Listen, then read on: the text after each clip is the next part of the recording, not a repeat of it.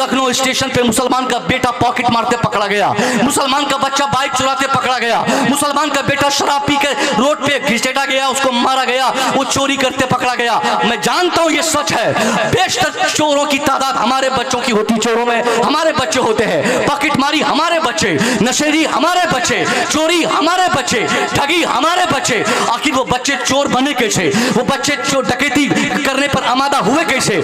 सिर्फ इस वजह से कि उनके लिए मुनासिब तालीम का बंदोबस्त नहीं हमने किया, उसके लिए तरबियती माहौल हमने नहीं कायम किए, जिसकी बुनियाद पर गरीब का एक बच्चा ज़हनी तौर पर मजबूत तो पहले से था, मगर गुर्बत की मार झेलते झेलते मैट्रिक कर 10 क्लास पढ़ने के बाद इंटर नहीं कर सका, इंटर पढ़ने के बाद ग्रेजुएशन नहीं कर सका, ग्रेजुएशन करने के बाद मास्टर नहीं बन सका। अब वो बच्चा गरीब का है, गुर्बत की जिंदगी से तंग आकर अपनी तालीम को ड्रॉप करता है, चला जाता पॉकेटमारी करने, चला जाता है वो साहब दिल्ली मुंबई घूमने, और वहीं चोरी चपारी और बेईमानी और आतंकी ये किसी के बेड़े में दाखिल हो जाता, वहीं से बदमाशी और शरारत वो सीख लेता है। इसलिए आपको करना क्या है, एक तंजीम गांव में बनानी है। मैंने अभी से 1 हफ्ता तकरीबन पहले एक तंजीम बनाने का पैगाम दिया था, यहाँ भी वो पैगाम देने की कोशिश करता हूँ। तकरीबन जलसों से एक तंजीम बनती है, यहाँ मुमकिन है आपकी तंजीम होगी। दिन ढले जब करके मजदूरी चलाता है बाप, दिन ढले जब करके मजदूरी चलाता है बाप, देखकर हंसते हुए बच्चों को सुख पाता है बाप। दिन ढले जब करके मजदूरी चलाता है बाप, देखकर हंसते हुए बच्चों को सुख पाता है बाप, देखकर हंसते हुए बच्चों को सुख पाता है बाप। जाने कितने ख्वाब करते हैं सफ़र बच्चों के साथ, जाने कितने ख्वाब करते हैं सफ़र बच्चों के साथ, घर से पहली बार जब स्कूल ले जाता है बाप। जाने कितने ख्वाब करते हैं सफ़र बच्चों के साथ, जाने कितने ख्वाब करते हैं सफ़र बच्चों के साथ, घर से पहली बार जब स्कूल ले जाता है बाप, घर से पहली बार जब स्कूल ले जाता है बाप, और सामने आंखों के जिस बेटे के मर जाता है बाप, लम्हा लम्हा जिंदगी भर उसको याद आता है बाप। सामने आंखों के जिस बेटे के मर जाता है बाप, लम्हा लम्हा जिंदगी भर उसको याद आता है बाप। और थाम कर उंगली जिसे चलना सिखाया मुद्दतों, थाम कर उंगली जिसे चलना सिखाया मुद्दतों, एक दिन उसके सहारे को तरस जाता है बाप। अगर बात सच्ची है तो तायद करें आप हजरात। थाम कर उंगली जिसे चलना सिखाया मुद्दतों, थाम कर उंगली जिसे चलना सिखाया मुद्दतों, एक दिन उसके सहारे को तरस जाता है बाप। और जब नुमाया कामयाबी चूमे बेटे के कदम, नजर दिलवाती है माँ सजदे में गिर जाता है बाप। जब नुमाया कामयाबी चूमे बेटे के कदम, जब नुमाया कामयाबी चूमे बेटे के कदम, नजर दिलवाती है माँ सजदे में गिर जाता है बाप। और कोई उन बच्चों से पूछे क्या है शादी का मजा, ब्याह की तारीख जिनकी रख के मर जाता है बाप, ब्याह की तारीख जिनकी रख के मर जाता है बाप। और जिंदगी भर चलता रहता है मशीनों की तरह, जिंदगी भर चलता रहता है मशीनों की तरह, मौत की गोदी में एक दिन थक के सो जाता है बाप, मौत की गोदी में एक दिन थक के सो जाता है बाप। और बात आई थी माँ की, मेरे भाई ने बहुत अच्छे अच्छे शेर पढ़े थे, एक शेर पढ़ता हूँ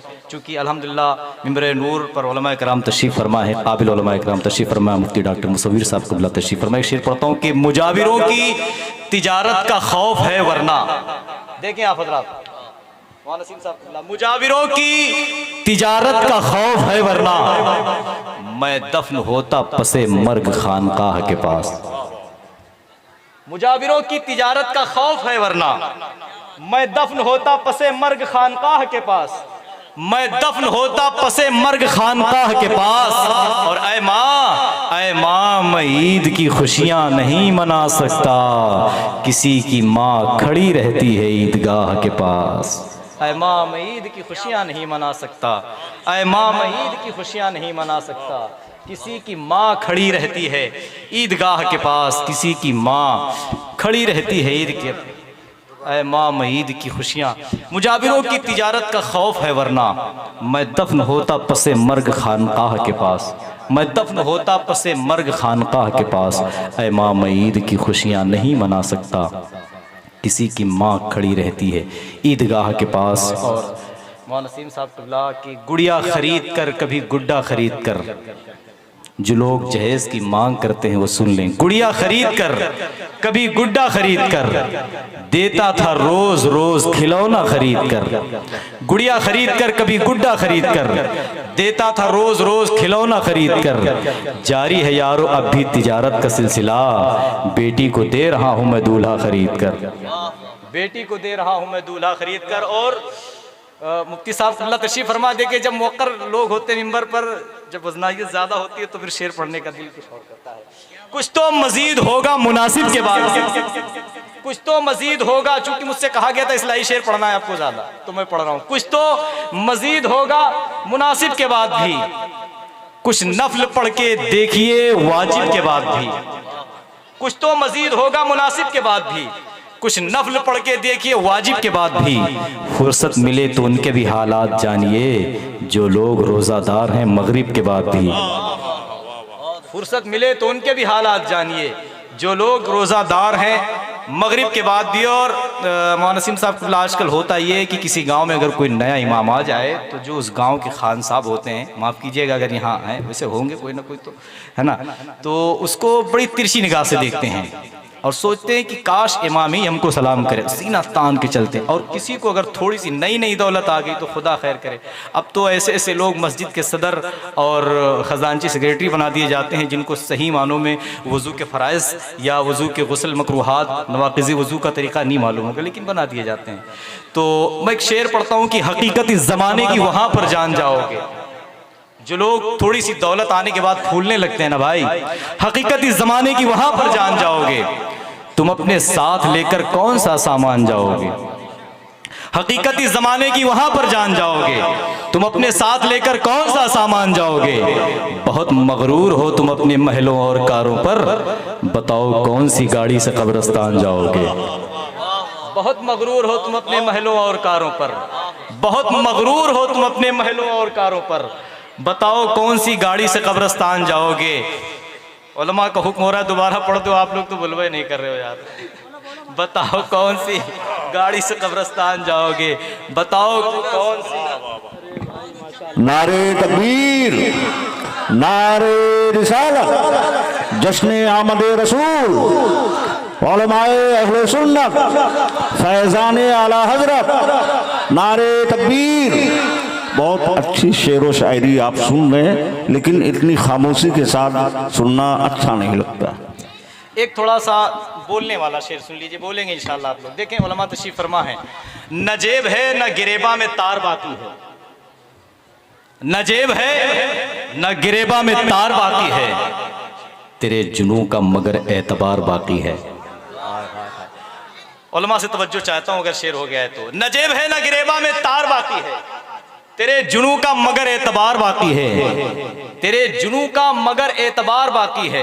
हजार तरह के आए हैं इनकलाब मगर मेरे अली की अभी यादगार बाकी है, मेरे अली की अभी यादगार बाकी है।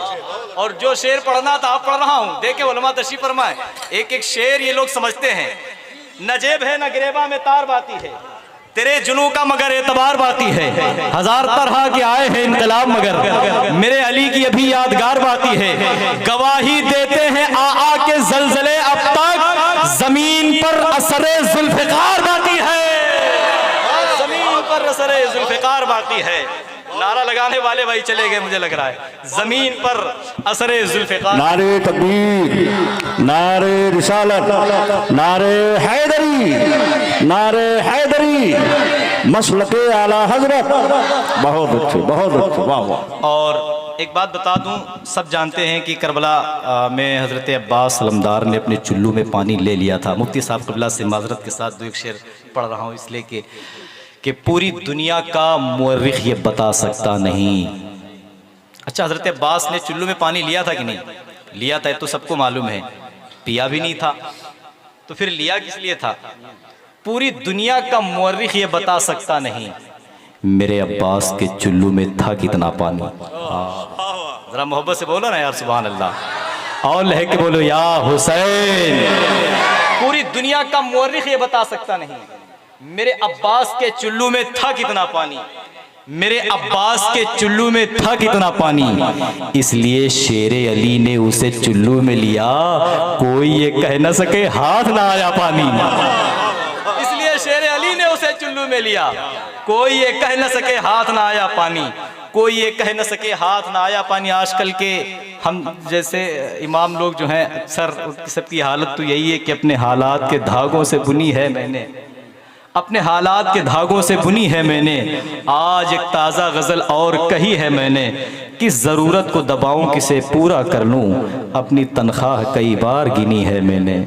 कि ज़रूरत को दबाऊं किसे पूरा कर लूं, कि ज़रूरत को दबाऊं किसे पूरा कर लूं, अपनी तनख्वाह कई बार गिनी है मैंने। आखिरी दो कते और सुन लें, वक्त बहुत ज़्यादा हो रहा है। ज़रा मोहब्बत से बोलें सुभान अल्लाह, और मोहब्बत से बोलें या रसूल अल्लाह। मसाइब झेलता है प्यार का झूला लगाता है, मसाइब झेलता है प्यार का झूला लगाता है, वो बच्चों की खुशी के वास्ते मेला लगाता है।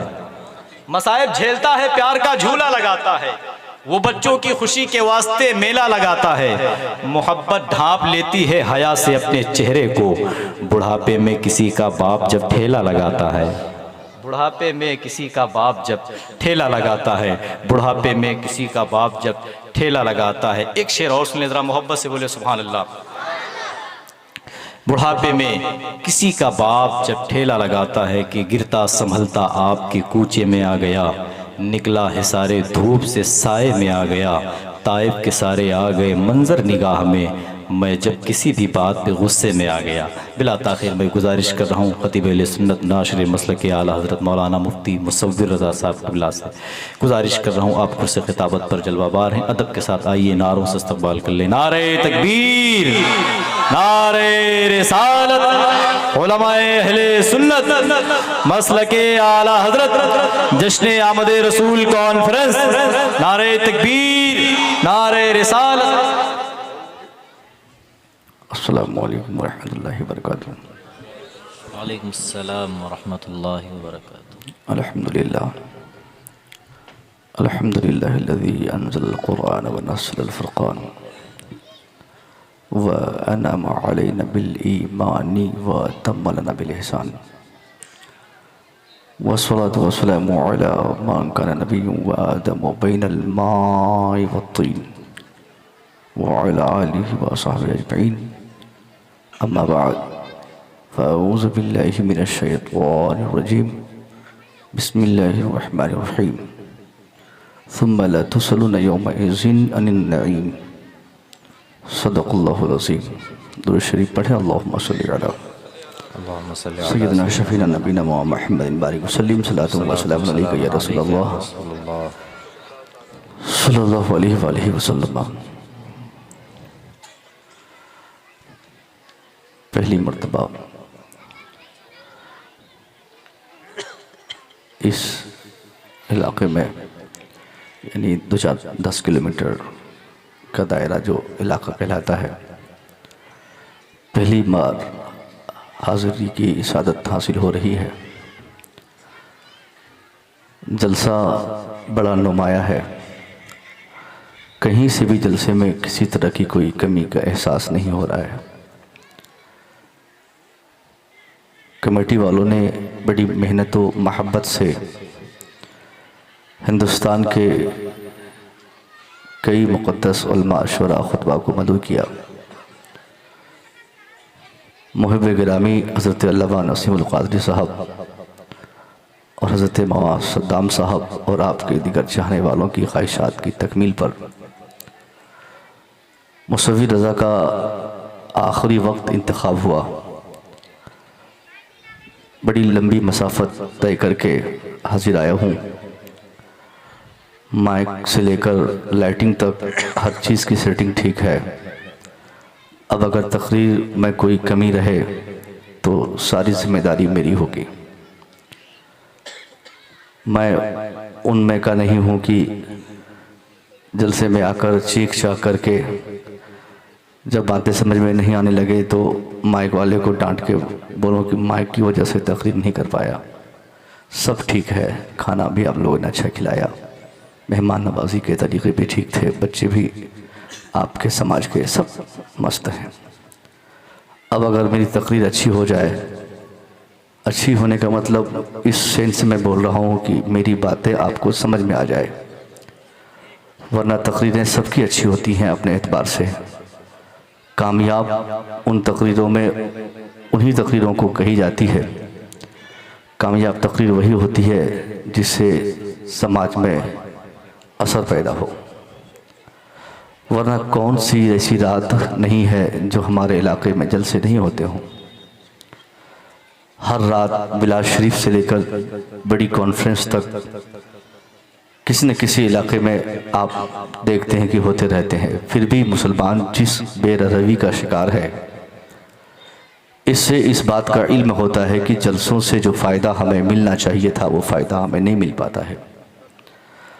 अगर वाकई जलसा हमें वो फ़ायदा देता या जलसे से हम वो फ़ायदा अडॉप्ट कर पाते जिस फ़ायदे की उम्मीद लगाकर जलसे वाले मेहनत करके जलसा कराते हैं, तो आज मुसलमानों की जो सूरत हाल इस वक्त पूरी दुनिया में है, ये सूरत हाल कम से कम नहीं होती। चूँकि जलसा ही एक ऐसा प्लेटफॉर्म है जहाँ से कौम तक पैगामात पहुँचाए जाते हैं, बच्चों को दीन सिखाया जाता है, उनको दुनिया और आखिरत के फ़वाइद के जो रास्ते होते हैं उस पर चलाने की कोशिश की जाती है।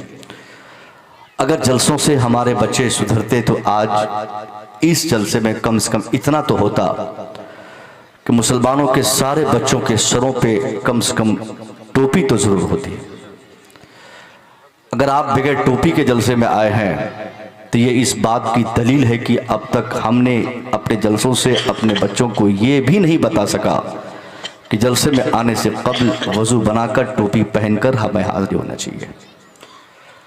अब बताइए, अगर आपको चलती सड़क से किसी ने आपकी टोपी छीन ली हुई थी, या कोई ये कह दे कि टोपी पहनकर आप कहीं नहीं बैठ सकते, तो आप एहतजाज करोगे, आप प्रोटेस्ट करोगे, आप बोलोगे अरे टोपी हमारी शान है, हम पहन के रहेंगे। वो अगर पहनने से मना करेंगे तो चिढ़ पैदा होगी। और यहाँ तो सबसे बड़ी दुश्मनी टोपी से आपने पैदा की है कि आप खुद ही घर पे छोड़ के आ गए। यहाँ किसकी दुश्मनी साथ दे रही है? यहाँ सिर्फ आप ही अपना दुश्मन बने बैठे हैं। आइंदा इस चीज़ का ख्याल रखेंगे कि जलसे में जाने से पहले ये आपकी पहचान है साहब। दुनिया की हर कौम अपनी पहचान के साथ जीना चाहती है, और हम मुसलमान हैं कि अपनी जो ख़ास अलामतें हमारी थी, हमारा जो तशख़्ख़ुस था, हमने उस सारी चीज़ों को धीरे धीरे अपने पाँव के नीचे रौंद कर एक अलग तरह की दुनिया हमने बनाने की जब से कोशिश की, तब से ये परेशानी हमारे सामने आए, और यही सारी चीज़ें हमारी परेशानियों के जो असबाब हुए। आपसे मुअद्दबाना गुजारिश है कि आप हमेशा अपनी कोशिश ये रखें कि आपको देखकर सामने वाला ये कह सके कि ये मुसलमान है। इससे घबराहट नहीं है, हमको अंधा भी देख लेगा तो कहेगा कि ये मुसलमान है। मगर आप में से बहुत सारे लोग ऐसे भी हैं जिनको टटोलने के बाद भी जब तक नंगा नहीं करेगा तब तक सही इल्म नहीं होगा कि आप मुसलमान हैं कि नहीं है। क्या बात है। अब बताइए कि किस सेंस में आप जीना चाहते हैं। आपने अपनी जिंदगी को इस्लाम से किस कदर दूर करके एक अलग थलग की जिंदगी गुजारने पर आपने अपने को पेश किया, आपने अपनी शख्सियत को जो पेश किया है, जिसके तनाजुर में आज की तारीख में हम ये कहें कि मुसलमानों का सबसे बड़ा दुश्मन मुसलमान है, तो बेजाना होगा। आपसे मेरी गुजारिश है कि आप दुनिया की दूसरी कौमों को सिखाने के लिए आप आए थे, मगर आज जरूरत इस बात की पड़ गई कि आपको उनसे सीखना पड़ता है। कोई एक अच्छाई दुनिया की बताइए ईमान के बाद जो दूसरी अक़वाम के बिल मुकाबिल आप में आज की तारीख में है, और आप उस अच्छाई पर बतौर ख़ास अमल करते हैं। दुनिया को सच बोलना हमने सिखाया, मगर आज हमारा बच्चा सबसे बड़ा झूठा बन गया। दुनिया को शराब की हुर्मत का एहसास हमने दिलाया, हमारा समाज शराबियों से भर गया। दुनिया को हया और ये पर्दे का अदब और उसके फवायद हमने बताए। आज हमारी बच्चियों ने जींस और टी शर्ट की जिंदगी का मजा लेने के लिए अपनी जिंदगी को पेश कर दिया। दुनिया को वालिदैन के एहतराम के आदाब हमने बताया। हमारा समाज आज ऐसे बेअदब बच्चों से भर गया जिनके दिल दिमाग में माँ बाप की मोहब्बत दूर दूर तक नहीं। वो कौन सी दुनियावी चीज है, वो कौन से रूल्स दुनियावी फवायद के हैं जिस पर मुसलमानों के बच्चे खास तौर पे आज की तारीख में अमल करते हों और हम कह दें कि साहब सामाजिक एतबार से ये इंसान फिट है। इंसानियत हमारे अंदर से जा चुकी है, इस्लाम हमारे समाज से जा चुका है, आदमियत हमारे मुआशरे में खत्म हो चुकी है। एक सिर्फ कलमा बचा है जो हम कह सकते कि हमारे बच्चों को कलमा शरीफ याद है। वो भी बहुत सारों को तो याद नहीं होते। अगर सबको याद होते तो कतन जनाजे के लिए, जनाजे की तैयारी के टाइम पर इमाम साहब से ये नहीं कहा जाता हजरत एक बार नियत बता दीजिए, इन लोगों को नियत याद नहीं है। शर्म की बात है, हफ्ते में 2-4 जनाजे में शिरकत होती। इमाम से हमारा मुतालबा होता, मुसलमान का मुतालबा होता कि जनाजे के आदाब और तरीके और नियत आप बता दें। ईद की नमाज साल में 2 बार होती है, एक भी ईद बताइए जिस ईद के मौके पर इमाम साहब से आपने दरखास्त नहीं की हो कि हजरत नमाज ईद के तरीके आप बता दें। शर्म की बात है, डूब मरने की बात है। मुर्गा लेकर जबह करने के लिए दरवाजे पे खड़ा मुसलमान इंतजार कर रहा है कि कोई मौलवी साहब गुजरे तो मैं उनसे मुर्गा जबह करवाऊं। आप मुसलमान है साहब, आपको मुर्गा जबह करना नहीं आता, आपको नमाज पढ़ना नहीं आता, आपको जनाजे की नियत नहीं आती, आपको कलमा नहीं आता। अगर आता भी है तो कलमा ही सब कुछ नहीं है। इस्लाम के पैगंबर ने फरमाया अल ईमान बिजुम सबून शोबा फअफजलुहा क़ौलु ला इलाहा इल्लल्लाह व अदनाहा इमाततुल अज़ानी तरीक़ वल हयाउ शोबतु मिनल ईमान। ये मुस्तफ़ा की हदीस है, इसका तर्जुमा है सरकार फरमाते हैं कि ईमान के बहुत सारे पार्ट्स हैं, बहुत सारे डिपार्टमेंट है, बहुत सारे अज्जा और हिस्से हैं, जिसमें ईमान का सबसे पहला हिस्सा, सबसे पहला पार्ट और सबसे पहली सीढ़ी यह है कि आदमी कलमा शरीफ पढ़े, यानी ला इलाहा इल्लल्लाह मुहम्मदुर रसूलुल्लाह पढ़े। ये ईमान की पहली सीढ़ी है। ये कंप्लीट मुसलमान होने के लिए सिर्फ कलमा पढ़ लेना काफी नहीं, कलमा पढ़ना काफिरों के लिए है, कलमा जरूरी उनके लिए है जो साफ कलमा नहीं पढ़े हैं, मगर जो कलमा पढ़ लेते हैं अब मुसलमान बन जाते हैं। उनसे इस्लाम के बहुत सारे मुतालबात है। गैरों से सिर्फ एक मुतालबा है कि वो इस्लाम को माने, गैरों से सिर्फ एक मुतालबा है कि वो अल्लाह की वैदानियत का इकरार करे, गैरों से आपके मुखालफिन से सिर्फ एक मुतालबा है कि वो अल्लाह के रसूल को रसूल माने। मगर जिसने मान रहा हो, जिसने मान चुका हो, जिसने मान लिया हो, अब उनके लिए है कि वो सच बोले, उनके लिए है कि वो इस्लाम के तमाम फरमुदात पे अमल करे, वो अपने समाज को बेहयाई से पाक करे, वो अपने समाज को जुल्म और ज़्यादती से पाक कर दे। मुस्तफ़ा की सदी से पाक की रोशनी में मेरी पूरी तकरीर आर गर्दिश करेगी। हुजूर ने फरमाया कि ईमान का पहला हिस्सा क्या है? कलमा शरीफ पढ़ना। उसके बाद सरकार फरमाते इमाततुल अज़ानी तरीक़, to remove any disturbing item from the way, it is also the symbol of belief. सरकार कहते हैं कि किसी भी तकलीफ चीज को रास्ते से हटाना किसी और की पहचान नहीं, ये मुसलमानों की पहचान है। मुस्तफ़ा ने समझा दिया था मुसलमानों की अलामत यह है कि मुसलमान जिस समाज में रहे वहां गड्ढा ना हो, वहां कांटे ना हो, वहां कोई तकलीफ दे चीज ना हो। जिस रास्ते से मुसलमान गुजरे वो रास्ता हमवार हो, जिस रास्ते से मुसलमान गुजरे उस रास्ते में कहीं तकलीफ दे चीज या कांटा या कोई ईंट कुछ ना हो। यह तसव्वुर था मुस्तफ़ा अलैहि रहमत का हमारे हवाले से कि मुसलमान जहां रहे किसी को तकलीफ ना हो। अगर इसी तसव्वुर के एतबार से हम अपना इन्वेस्टिगेशन करें, अपना मुहासबा करें, कसम खा के मैं कह सकता हूं 99% ऐसे लोग हमें मिल जाएंगे जिनके बारे में हम कह सकते हैं कि इस तस्वुर नबी पर हमारा अमल नहीं, इस फरमान मुस्तफ़ा पर हमारा अमल नहीं। हमने अपने समाज को जुल्म से भर दिया, हमने अपने भाई के गला और उसकी गर्दन दबाने पर पूरी जोर लगाकर उनको तबाह करने में पूरी कोशिश हमने लगा दी और हम कहते हैं कि साहब हम मुसलमान हैं। हुजूर ने फरमाया था कि हमारा समाज इतना साफ और शफाफ हो हमसे कि किसी को हमसे कोई तकलीफ ना हो, मगर हमने तकलीफ देने में इस कदर हमने उजलत से काम लिया। हमने अपने भाई को सताया, भाई के हिस्से की जमीन बेच दी, अपने पड़ोस को हमने दुख दिया, अपने समाज को हमने बांट दिया। हमने ऐसा बांटा कि आज की तारीख में एक गांव में अगर 2 मस्जिद हो जाए, मैं दावे से कह सकता हूं उस गांव की दोनों मस्जिदों के अलग अलग महल्ले के एतबार से कामकाज होते होंगे। कोई कहता होगा पश्चिम मस्जिद वाले का महल्ला है, कोई कहता होगा पूरा महल्ला है। मस्जिदों के नाम पे हमने अपने गांव को बांटा, इमामों के नाम पे हमने अपने गांव को बांटा, खानकाहों के नाम पे हमने अपने गांव को बांटा, हमने तरीकत के रास्तों के नाम पे अपने गांव के अपने समाज के मुसलमानों को हमने अलग कर दिया। वो कौन सी चीज है, वो कौन सा रास्ता है है जिस रास्ते के तनाजुर में आज हम ये नहीं कह सकें कि मुसलमान आज मुख्तलिफ नहीं। पीर के नाम पे 50 हिस्से, मस्जिद के नाम पे 50 हिस्से, जात के नाम पे 50 हिस्से, जबान के नाम पे 50 हिस्से। पूरी दुनिया में मुसलमानों की आज इस कदर तफरी की हालात और उसके जो माहौल हम मुताला करते हैं, ये कह सकते हैं इसी नहुसत की बुनियाद पर आज गैरों को ये ताकत मिली है जो चुन चुन के आज हमें सबक गैर सिखाते हैं। मुसलमानों, इत्तेहाद और इत्तेफाक कायम करो, आपस में एक दूसरे की जरूरत बन जाओ, एक दूसरे की जरूरतों पे काम आओ। आप मुसलमान तब हो कि जब आपके वजूद की बुनियाद पर कोई दूसरा मुसलमान ये कह सके कि मैं कैसे भूखा सो सकता हूं, मेरा पड़ोस इतना मजबूत है वो मुझे भूखा सोने नहीं देता।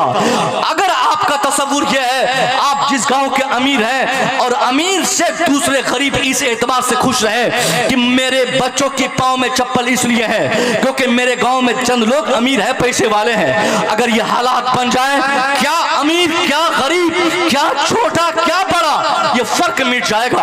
हर आदमी अपनी जरूरत के मुताबिक जिंदगी जीने का सलीका सीख जाएगा। मगर मुसलमानों के समाज में ये नहुसत बीते 10-20 सालों में इस कदर आम हो गई, जिसके बेटे सऊदीया चले गए, जिनके पास 50,000 आ गए, जिनके दरवाजे पर 10-12 गाड़ियां आ गई, एक 4 चक्का आ गया। अब उसको देखने के बाद मुसलमान कहता है कि साहब अब मेरे सामने सारे लोग जीरो है। अब वो सबको जीरो मानकर अपनी पूरी ताकत, पूरी कुव्वत के साथ अपने गांव के दूसरे गरीब पर वो अपनी धौंस जमाते हैं। मैं कहना चाहूंगा मुसलमानों, अल्लाह ने अगर आपको ताकत दी है तो ताकत का मतलब यह है कि आपकी ताकत का इस्तेमाल अल्लाह के दूसरे बंदों के लिए हो। अगर आप अपने अल्लाह के दूसरे बंदों के लिए, अपने समाज के दूसरे अफराद के लिए अगर आप नहीं जीते तो आप बेकार आपका जीना है। अपने पेट पालने के लिए साहब कुत्ता भी जिंदा है, कुत्ता सिर्फ इसलिए जिंदा है कि मुझे इस मोहल्ले में खाना मिलेगा नहीं तो उस मोहल्ले में जाऊंगा, वहां नहीं मिलेगा तो पूरा मोहल्ले में जाऊंगा। हम और आप जानवर नहीं हैं, हमको अल्लाह ने इंसान बनाया, हमदर्दी सिखाई, एक दूसरे की जरूरत पे काम आने का शौर अल्लाह ने हमें अता फरमाया है। हमारी जिंदगी कामयाब तब होगी जब हम जिएंगे अपने समाज के लिए, जिएंगे अपने भाई के लिए, मरेंगे अपने भाई के लिए। ये तसव्वुर जब तक आप अपने समाज में कायम नहीं करेंगे, ऐसी ही बारी आती रहेगी, ऐसे ही नंबर आते रहेंगे। इसलिए आप ज़हन बनाइए, किसी एक समाज की किसी की बेटी की तबीयत खराब हो, 50 बेटे वाले उस बेटी वाले की मदद करने के लिए जब तक तैयार नहीं होंगे, आपका समाज जिंदा नहीं हो सकता। जब तक एक दूसरे के हिसाब से एक दूसरे की हिमायत और कोऑपरेट करने का ज़हन आपका नहीं बनेगा, तब तक आप आगे नहीं बढ़ सकते। आपने इस्लाम को समझा कहां है? आप इस्लाम को मस्जिद में तलाश करते हैं। इस्लाम मस्जिद में नहीं, इस्लाम खानका में नहीं, इस्लाम सिर्फ ईदगाह में नहीं, इस्लाम सिर्फ हज में नहीं, इस्लाम सिर्फ ज़कात में नहीं। इस्लाम के बहुत सारे मबादियात है, इस्लाम के बहुत सारे तकाजे हैं।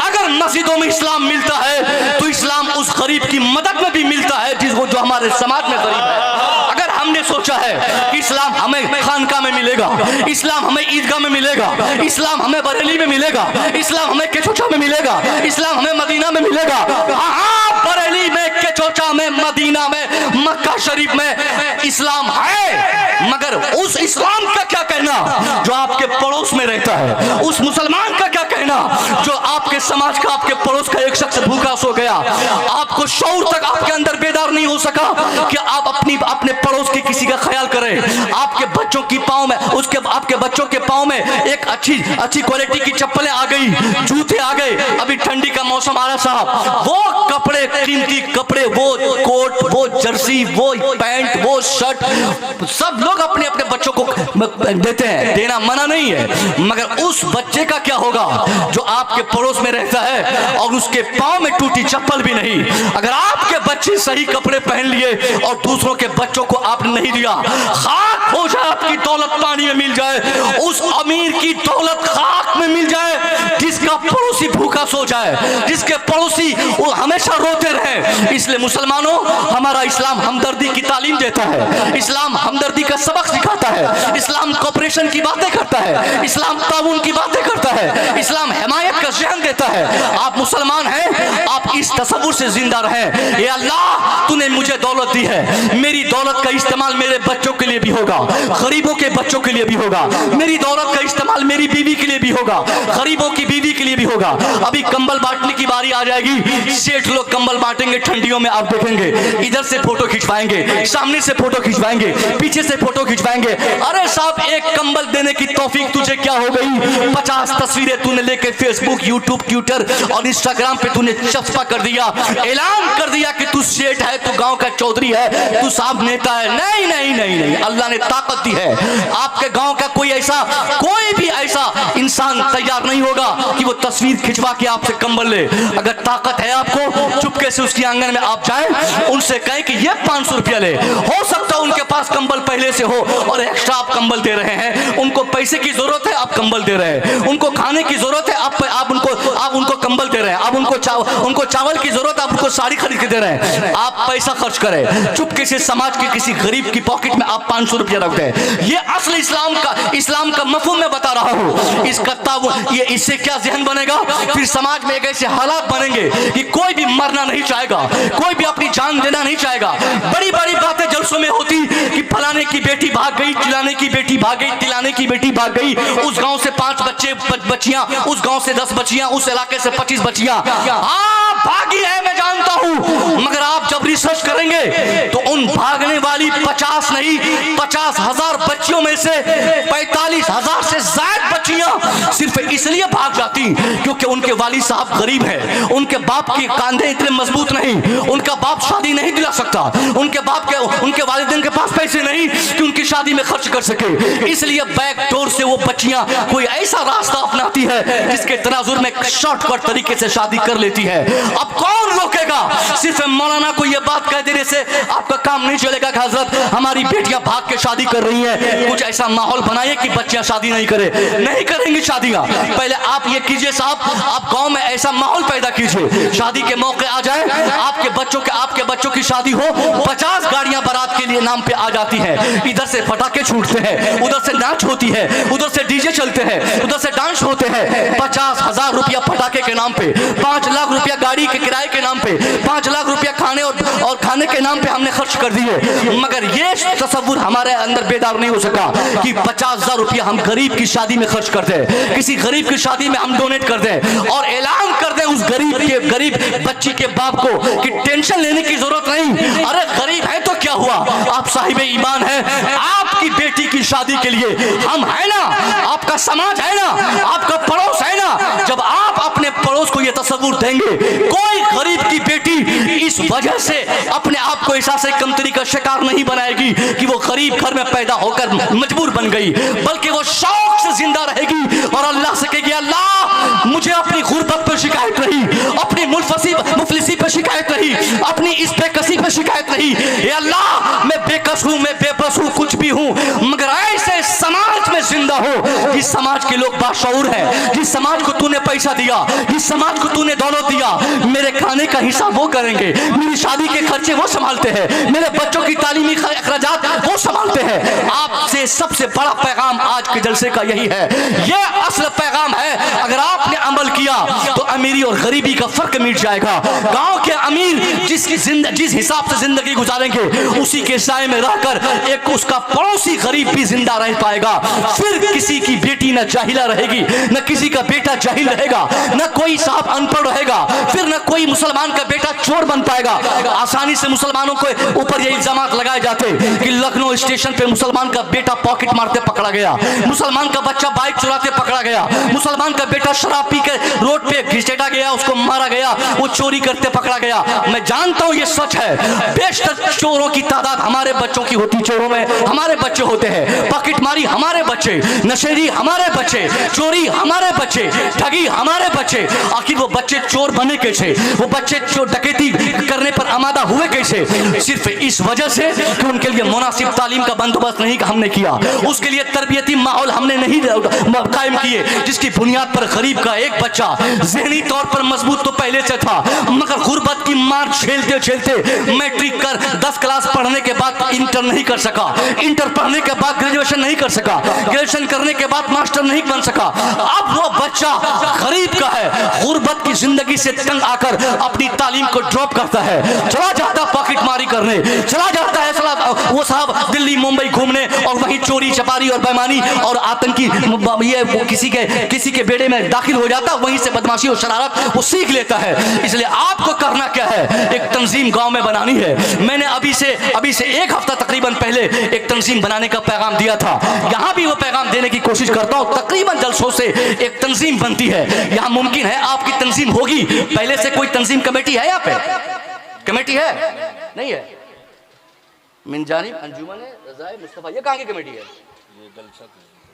अरे साहब, जलसा करने के लिए कमेटी बनाने की क्या जरूरत है? जलसा तो कोई एक आदमी नहीं कर सकता है। हम लोग के 30 दिन के 30 जलसे अगर होते हैं तो 20 जलसे आजकल इस ढंग के होते हैं कि कोई एक सेट फोन उठाया, हजरत ये पैसे भेजा, आप आ जाइए। एक आदमी काफी है। जलसा करने के लिए कमेटी बनाने की जरूरत ही नहीं थी। कमेटी बनाइए बुनियादी काम करने के लिए, कमेटी बनाइए दीन की खिदमत के लिए, कमेटी बनाइए तबलीग करने के लिए। ये जलसा, ये जुलूस, ये इश्तिहार, ये नजराना, ये खाना और ये उर्स मनाने के लिए कमेटी अगर आपने बनाया है तो हमने समझा, हम ये फैसला कर सकते हैं इस कमेटी से कोई फायदा आपकी सोसाइटी को नहीं, आपके समाज को नहीं। अगर कमेटी बनाना है तो एक ऐसी कमेटी आप बनाएं जिसको जलसों से कोई मतलब नहीं, बुनियादी काम से मतलब हो। आप उस कमेटी में क्या करें साहब, 100 लड़के, एक समाज के 100 बच्चे 100 रुपया महीना अगर जमा करेंगे, आसानी से 10,000 रुपया महीना एक गांव का एक लड़का खड़ा होगा, 100 लड़के को तैयार करेगा, एक गांव से 10,000 रुपया महीना आपकी तंजीम में जमा होगा। 10,000 रुपया महीना जमा होंगे, एक साल में 1,20,000 आ जाएगा। 100 रुपया महीना आसानी से आज के लौंडे लड़के दे सकते हैं। लौंडे मैं इसलिए कह रहा हूं, बदमाशी और किसके शरारत को देखते हुए 350 रुपया रिचार्ज करने के नाम पर किसी और के अकाउंट में वो डाल देता है। 100 रुपया वो आपके समाज में नहीं डाल सकता है, आसानी से दे सकता साहब। मोबाइल कोई और चला है, सिम किसी और के नाम पे, मोबाइल किसी और के नाम पे, सिर्फ बात करने के लिए, कान को अपने कान को खुश करने के लिए वो 350 रुपया लाजमी तौर पर हमारे लड़कों ने रिचार्ज करना जरूरी समझा। और वो बिल इस्तेमाल रिचार्ज हो रहे हैं हर महीने की 28 तारीख को, चूंकि रिचार्ज कंपनी में 30 दिन के महीने नहीं होते, 28 दिन के महीने होते हैं। अब 24 दिन के महीने होने लगे हैं। वो 24 दिन पे 350 रुपया बच्चे दे देते हैं। वही बच्चे 100 रुपया महीना आसानी से दे सकते हैं, मगर उनसे लेने वाला होना चाहिए, उनसे मांगने वाला होना चाहिए, उनकी ताकत को बरूए कार लाने के लिए कोई नज़म, कोई नस्क बनना चाहिए। इसलिए मैं कहूंगा आपकी तंजीम होगी, 100 रुपया महीना आप देंगे, 10,000 रुपया एक महीने में, और उसके बाद एक साल में 1,20,000, 2 साल में 2,40,000 आ जाएगा। उसमें से एक पैसा भी जलसे के नाम पे खर्च नहीं करना है। जैसे 2,40,000 आ गया, आप अल्लामा नसीम के पास जाइए, अपने इमाम साहब के पास जाइए, किसी मौलवी साहब के पास जाइए, मस्जिद के इमाम साहब से कहिए, हजरत ये 2,40,000 मैंने जमा कर लिए है, हजरत हमको बुनियादी काम करना है। काम क्या करना है? आपके गांव में, आपके समाज में आपको यह नोटिस करना है किनके बच्चे पढ़ने के काबिल हो गए, उनके गार्जियन उनको पढ़ाना नहीं चाहते हैं। वजह अगर पैसा हो तो आप उन बच्चों के गार्जियन के पास जाइए, उनसे कहिए कि जनाबे वाला काहे टेंशन लेते हैं, आपका बेटा अगर 10th क्लास में 60% नंबर लाया है, उसके बाद उसको इंटर करना है, उसकी तालीम ड्रॉप नहीं होगी, वो आगे पढ़ाई करता रहेगा।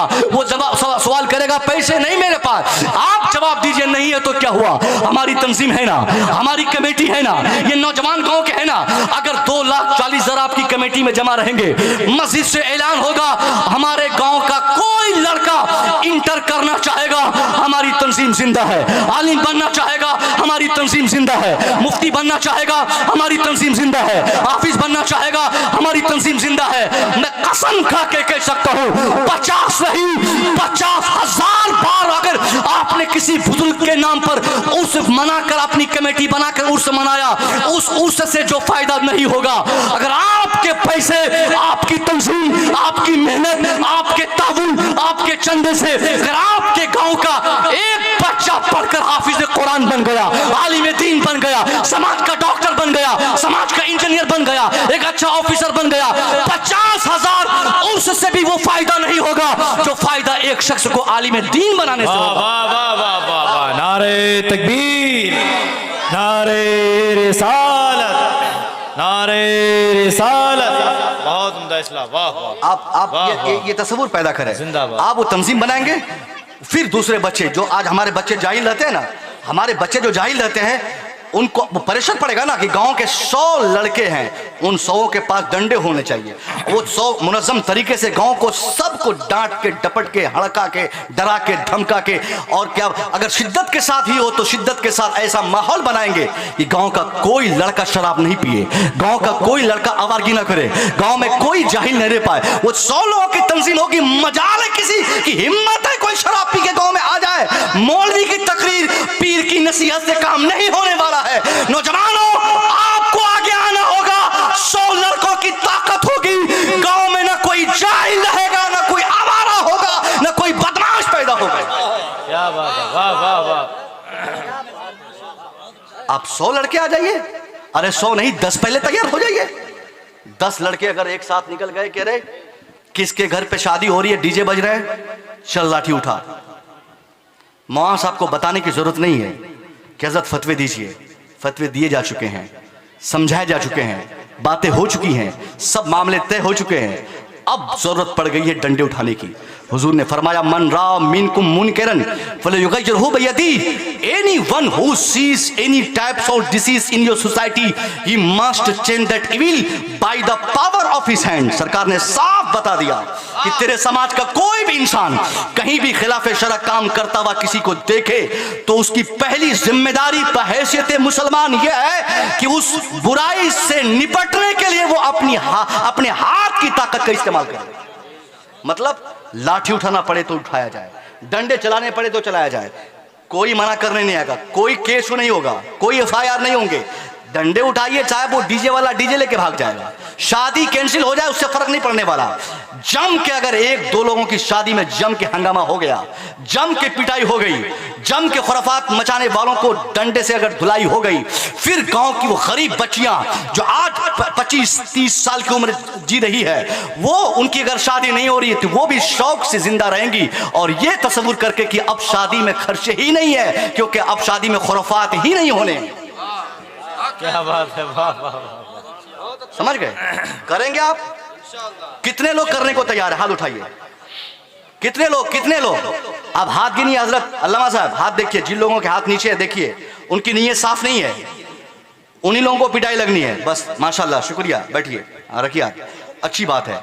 इतने लोग, आप जितने लोग हाथ उठाए हैं, आपको ये इरादा बनाना होगा, इरादा नहीं कसम खाना होगा, बिल्कुल मुस्तहकम इरादा बनाना होगा कि अब हमारी बच्ची की शादी होगी, शादी में आने वाली बारात में अगर डीजे आ जाए तो डीजे लाने वाले की पिटाई हम करेंगे, डीजे लाने वाले को भगाएंगे हम, या आप धमका के भेज दीजिए, एक बार भेज दीजिए साहब, डीजे से आपका मुआशरा पाक हो जाएगा। हम मुसलमान हैं, हमारा समाज इस्लामिक समाज है, हम डीजे से समाज को क्या पैगाम देना चाहते हैं? ये डीजे गैरों की चीज है, ये नाचना गैरों की रिवायत है, ये डांस करना गैरों की बात है। हम मुसलमान है, सादगी से हमारी शादी होगी, हमारे बच्चों की शादी होगी, और जो शादी सादगी से होती है उसी शादी में बरकतें भी होती है। उसी शादी के बाद जो औलाद पैदा होती है, वही औलाद दुनिया में एक खादिम की हैसियत से वो औलाद जिंदा रहती है, वरना बेटा लखेड़ा होता है, बेटा बदमाश होता है। हम मौलाना का दामन पकड़ के बोलते हैं, हजरत शादी किया, बचवा मेरा बदमाश निकल गया। अरे निकला नहीं, निकाला गया है, पैदा नहीं हुआ है, पैदा किया गया है, ऐसा माहौल बनाया गया है। बच्चों की बुनियाद शादी से है, और शादी में ही हमने खुराफात को जन्म दे दिया।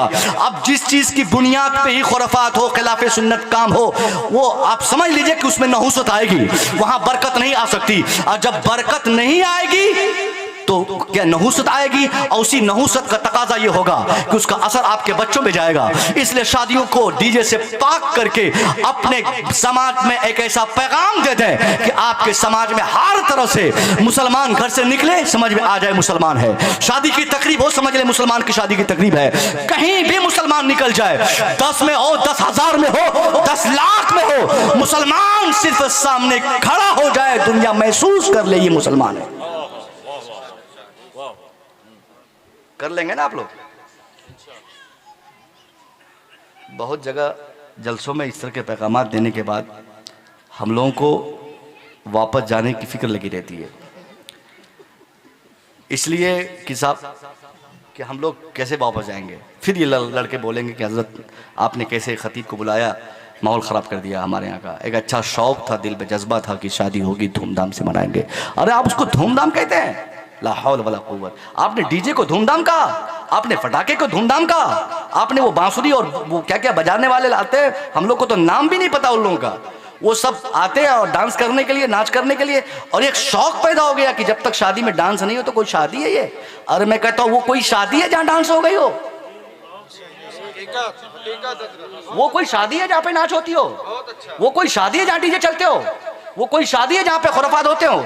शादी तो वो शादी है जहां चुपचाप सिर्फ इमाम साहब को बोले 5-10 लोग आए, कोई खाने बारात कुछ नहीं तस्वुर इस्लाम में, कुछ तस्वुर ऐसा है ही नहीं कि 50,000 का मजमा होगा और 50 गाड़ी होगी और उसके बाद बाराती जाएंगे, फिर पुलाव बिरयानी और वो वगैरह वगैरह खाएंगे और धमकी देके खाते हैं ये लड़के लोग हमारे।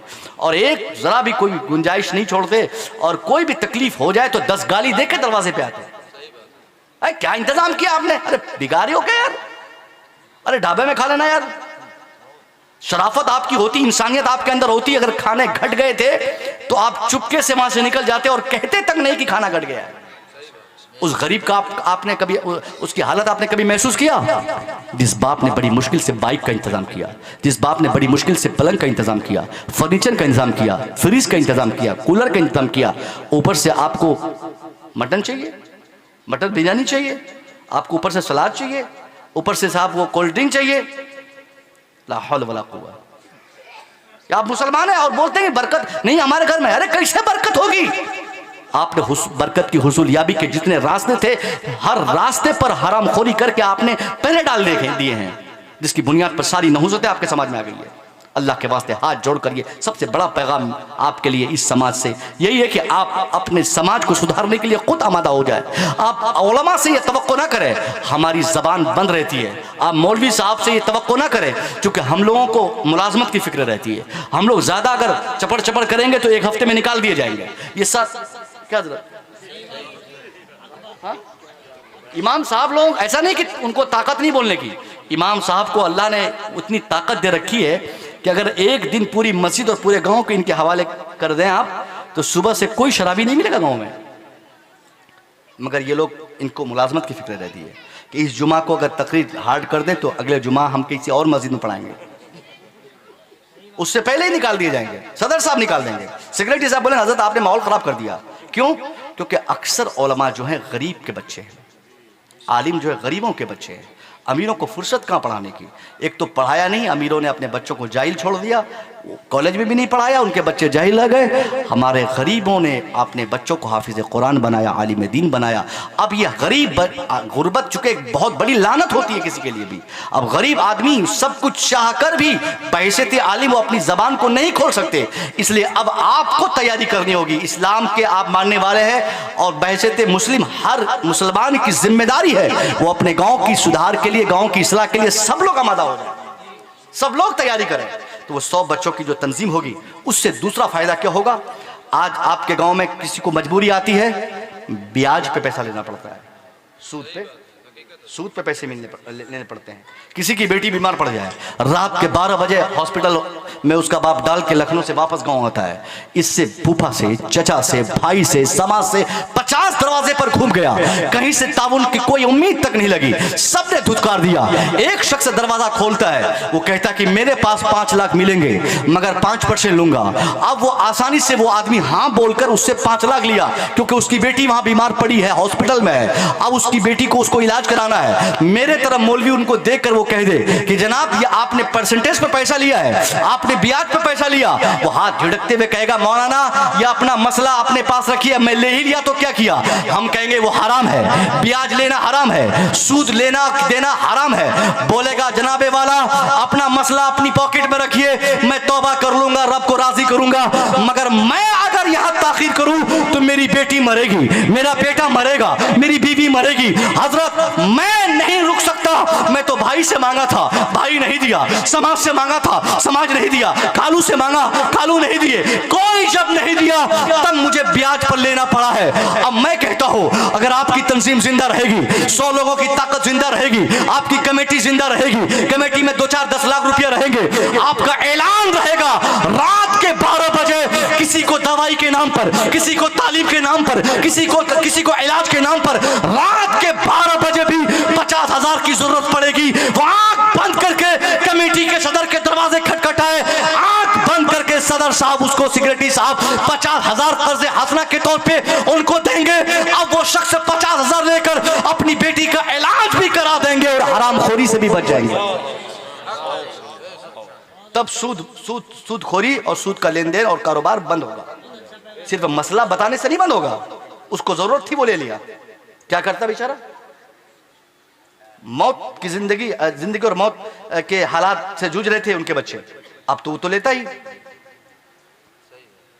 अगर आपकी तंजीम जिंदा रहती उसको पैसे देते। आज कितने लड़के यहां पे, मैं शक्ल देख के अभी उठा के बोल सकता हूं कि कौन कौन बेरोजगार यहां बैठा हुआ है। अब बोलेगा हजरत कि आपने बेरोजगारों को कैसे पहचान लिया? बेरोजगारों की सबसे अच्छी चीज पहचानने की क्या है? उसके बाल बड़े अच्छे होते हैं, उसके कपड़े बहुत अच्छे ढंग के रहते हैं, उनकी गाड़ी जो होती है वो अपाची या पल्सर होती है। इसका मतलब ये नहीं कि सारे अपाची वाले बेरोजगार हैं, मतलब उनकी अपनी नहीं होती है जो लेके चलता है, किसी जमान के चलता है, हाई फाई बन के रहता है, मगर वो बेरोजगार है। गांव के बहुत सारे लड़के बेरोजगार हैं। इनको रोजगार से जोड़ना भी समाज की तरक्की के लिए जरूरी है। उनको रोजगार कौन देगा? वो बेरोजगार इसलिए है कि उनके पास पैसे नहीं है कि रोजगार करें। अगर आपकी तंजीम होगी 50,000 रुपया से आप उनको रोजगार दे सकते हैं।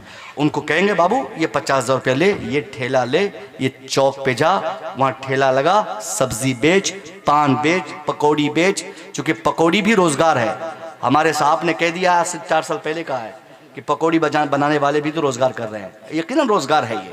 कुछ भी करे आपका बच्चा, अगर आपकी तंजीम जिंदा होगी तो गाँव के किसी एक बच्चे को बेरोजगारी से दो चार नहीं होना पड़ेगा।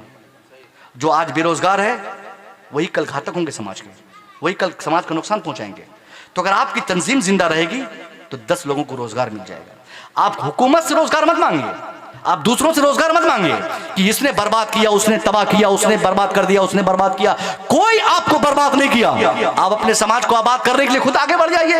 50 रोजगार आ जाएंगे, 50 ऑफिसर बन जाएंगे, 50 डॉक्टर बन जाएंगे, 50 आलिम बन जाएंगे। हर साल तरक्की होगी, क्योंकि अल्लाह ने हर तरह की दौलत से आपको सरफराज फरमाया है। कोई कमी मुसलमानों में आज नहीं है। हर तरह की सहूलियात आपको फराहम कर दी गई। आपके पास अच्छी खासी तादाद है, अच्छे खासे पैसे है, आपके पास जमीन है, आपके पास जायदाद है, आपके पास सारी चीजें मौजूद है। सिर्फ अपनी ताकत को काम पे लाने का तरीका अगर आपको मालूम हो जाए तो गांव के हर बच्चे को कुछ न कुछ रोजगार, कुछ न कुछ तालीम जब सबको मिलेगा, फिर कोई बदमाश, कोई शरीर बच्चा हमारे समाज से सामने नहीं आएगा।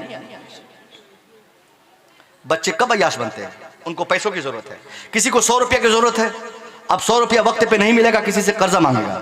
आज उनसे लिया, कल उनसे लिया, 10 लोगों से लिया, 1000 हो गए। अब 1000 चुकाने के लिए उनको कोई बड़ा काम करना पड़ेगा। फिर वो क्या करेगा? किसी की साइकिल चुराएगा, किसी का मोबाइल चुराएगा, किसी की जूती चुरा लेगा, कहीं डकैती करेगा, कहीं झूठ बोलेगा, किसी की दुकान लूट लेगा। अब चूंकि कर्जदार परेशान कर रहा है, तो ऐसे हालात पैदा ही क्यों होने दें हम समाज में? हम खुद कोऑपरेटिव माहौल बना दें अपने समाज में, खुद ऐसा माहौल बनाए कि हमारे समाज में हमसे दूसरे लोग रोजगार पालें। तो इंशाल्लाह ये आप करेंगे ना। ये 3-4 पैगामात मोटा मोटी मैंने दे दिए। अब मेरी तकरीर आगे आप समाप्त करें कि मैं जो पैगाम लेकर आया हूं, जो खास तौर पर मैं अक्सर जलसों में कहता हूं, वो अब मैं बताने की कोशिश करता हूं। आज की तारीख में तालीम की शदीद जरूरत है। मुसलमानों को तालीम पर कोई काम नहीं होता।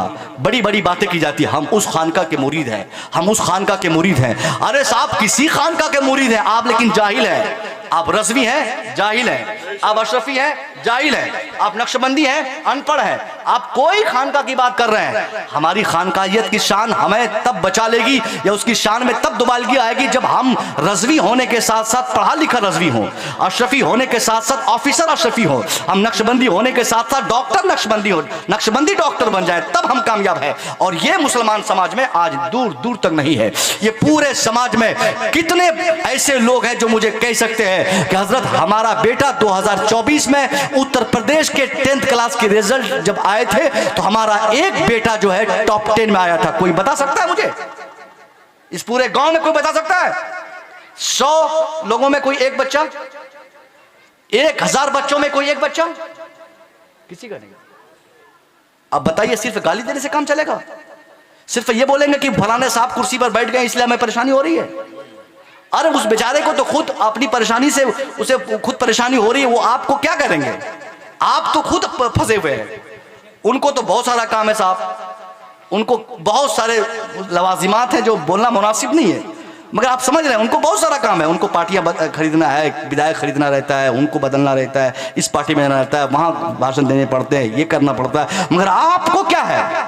आपने उनको सिर्फ गालियां दिया है, आपने सिर्फ उनको बदनाम किया है, आपने सिर्फ उनको उंगलियां दिखाई है। मैं कसम खा के कह सकता हूं, अगर आप तब्दीली चाहते हैं तो ऐसे हालात और माहौल में अगर आपने उनके मुकाबले में अपने बच्चों को पढ़ा दिया, आने वाला 10 साल आपके बाद हमेशा के लिए वक्त आपका होगा। 10 साल के बाद हालात बदलेंगे, ये 10 साल के बाद माहौल बदलेगा, जब मुसलमानों के समाज में हर बच्चा तालीम याफ्ता होगा। आप जिनको आप अपना दुश्मन और मुखालिफ समझते हैं, आपको मालूम है उनके हर गांव में 2 ऑफिसर मिल जाएंगे, हर दूसरे गांव में कोई डॉक्टर मिलेंगे, हर गांव में कोई साहब प्रोफेसर मिलेंगे, हर गांव में 2-4-10 मास्टर मिलेंगे, हर गांव में पढ़े लिखे, हर घर में पढ़े लिखे, हर फर्द पढ़े लिखे मिलेंगे। मगर हमारे यहाँ क्या है? 100 में 95% बच्चे हमारे मजदूर हो गए। सऊदीया, दोहा, कतर, ओमान, दिल्ली, मुंबई, कलकत्ता, हर शहर को हमने मजदूरों से भर दिया है। जालिम है ऐसे बाप और गार्जियन जो अपने बच्चों को वक्त से पहले तालीम ड्रॉप करवा के उनको कमाने के लिए दिल्ली पंजाब भेजता है। उससे बड़ा जालिम उसके समाज का कोई उसके बच्चे के लिए नहीं हो सकता है, जो अपने बच्चों की तालीम को छुड़वाता है। कायदे से बच्चों को पढ़ाओ। बेटा खड़ा हो जाओ, खड़ा हो, तू खड़ा हो, तुम खड़ा हो जाओ बेटा, खड़ा हो जाओ। अभी देखिएगा, क्या नाम है तेरा? शोएब। पढ़ता है तू? ईमानदारी से बता, किस क्लास में? 5 में। क्या बनना चाहता है? बताइए, अब तक सोचा तक नहीं है, फिर बनेगा कब? ऐसे पढ़ा होगा। सरकारी स्कूल में पढ़ता है, प्राइवेट में पढ़ता है, प्राइवेट में पढ़ा फिर भी पता नहीं इनको क्या बनना चाहिए। तो ज़हन कौन देगा? माहौल कौन बनाएगा? बैठो बेटा। और ऐसे 1-2 बच्चे नहीं, हजारों बच्चे हैं जो जिसका कोई इमोशन नहीं है, जिसका कोई एम्बिशन नहीं, जिसका कोई इरादा नहीं, जिसका कोई विकल्प नहीं, कुछ करने का इरादा तक नहीं है हमारा। क्या बनना चाहते हैं, क्या करना चाहते हैं, हमारा कोई एम ही नहीं है, कोई गोल ही नहीं है, हमारी जिंदगी जीने का कोई मकसद ही नहीं है। और जिनको आप गालियां देते हैं, उनके बच्चों को आप पूछे तो वो सिर्फ यही कहेगा, हम इसलिए जिंदा है कि हमको अपने मजहब को इस धरती में फैला देना है। क्या उसने ये नारा दिया है कि हमें अपने वतन को फलाने से पाक कर देना है, फलाने को भगा देना है, हमको ये कर देना है, हमको वो कर देना है। तरह तरह की बातें उनके छोटे छोटे बच्चों के जहन में है। कुछ तो विकल्प है, कुछ तो ऑप्शन लेके वो चल रहा है। मगर हमारे यहाँ क्या है? हमारे बच्चों को कुछ नहीं पता, क्योंकि जानते हैं कि उनके समाज में हमारी वही हालत होगी जो हमारे दूसरे बच्चों की है। जैसे दूसरे बच्चे जाके मजदूरी करते, हम भी 10 साल के बाद जाके कहीं मजदूरी करेंगे।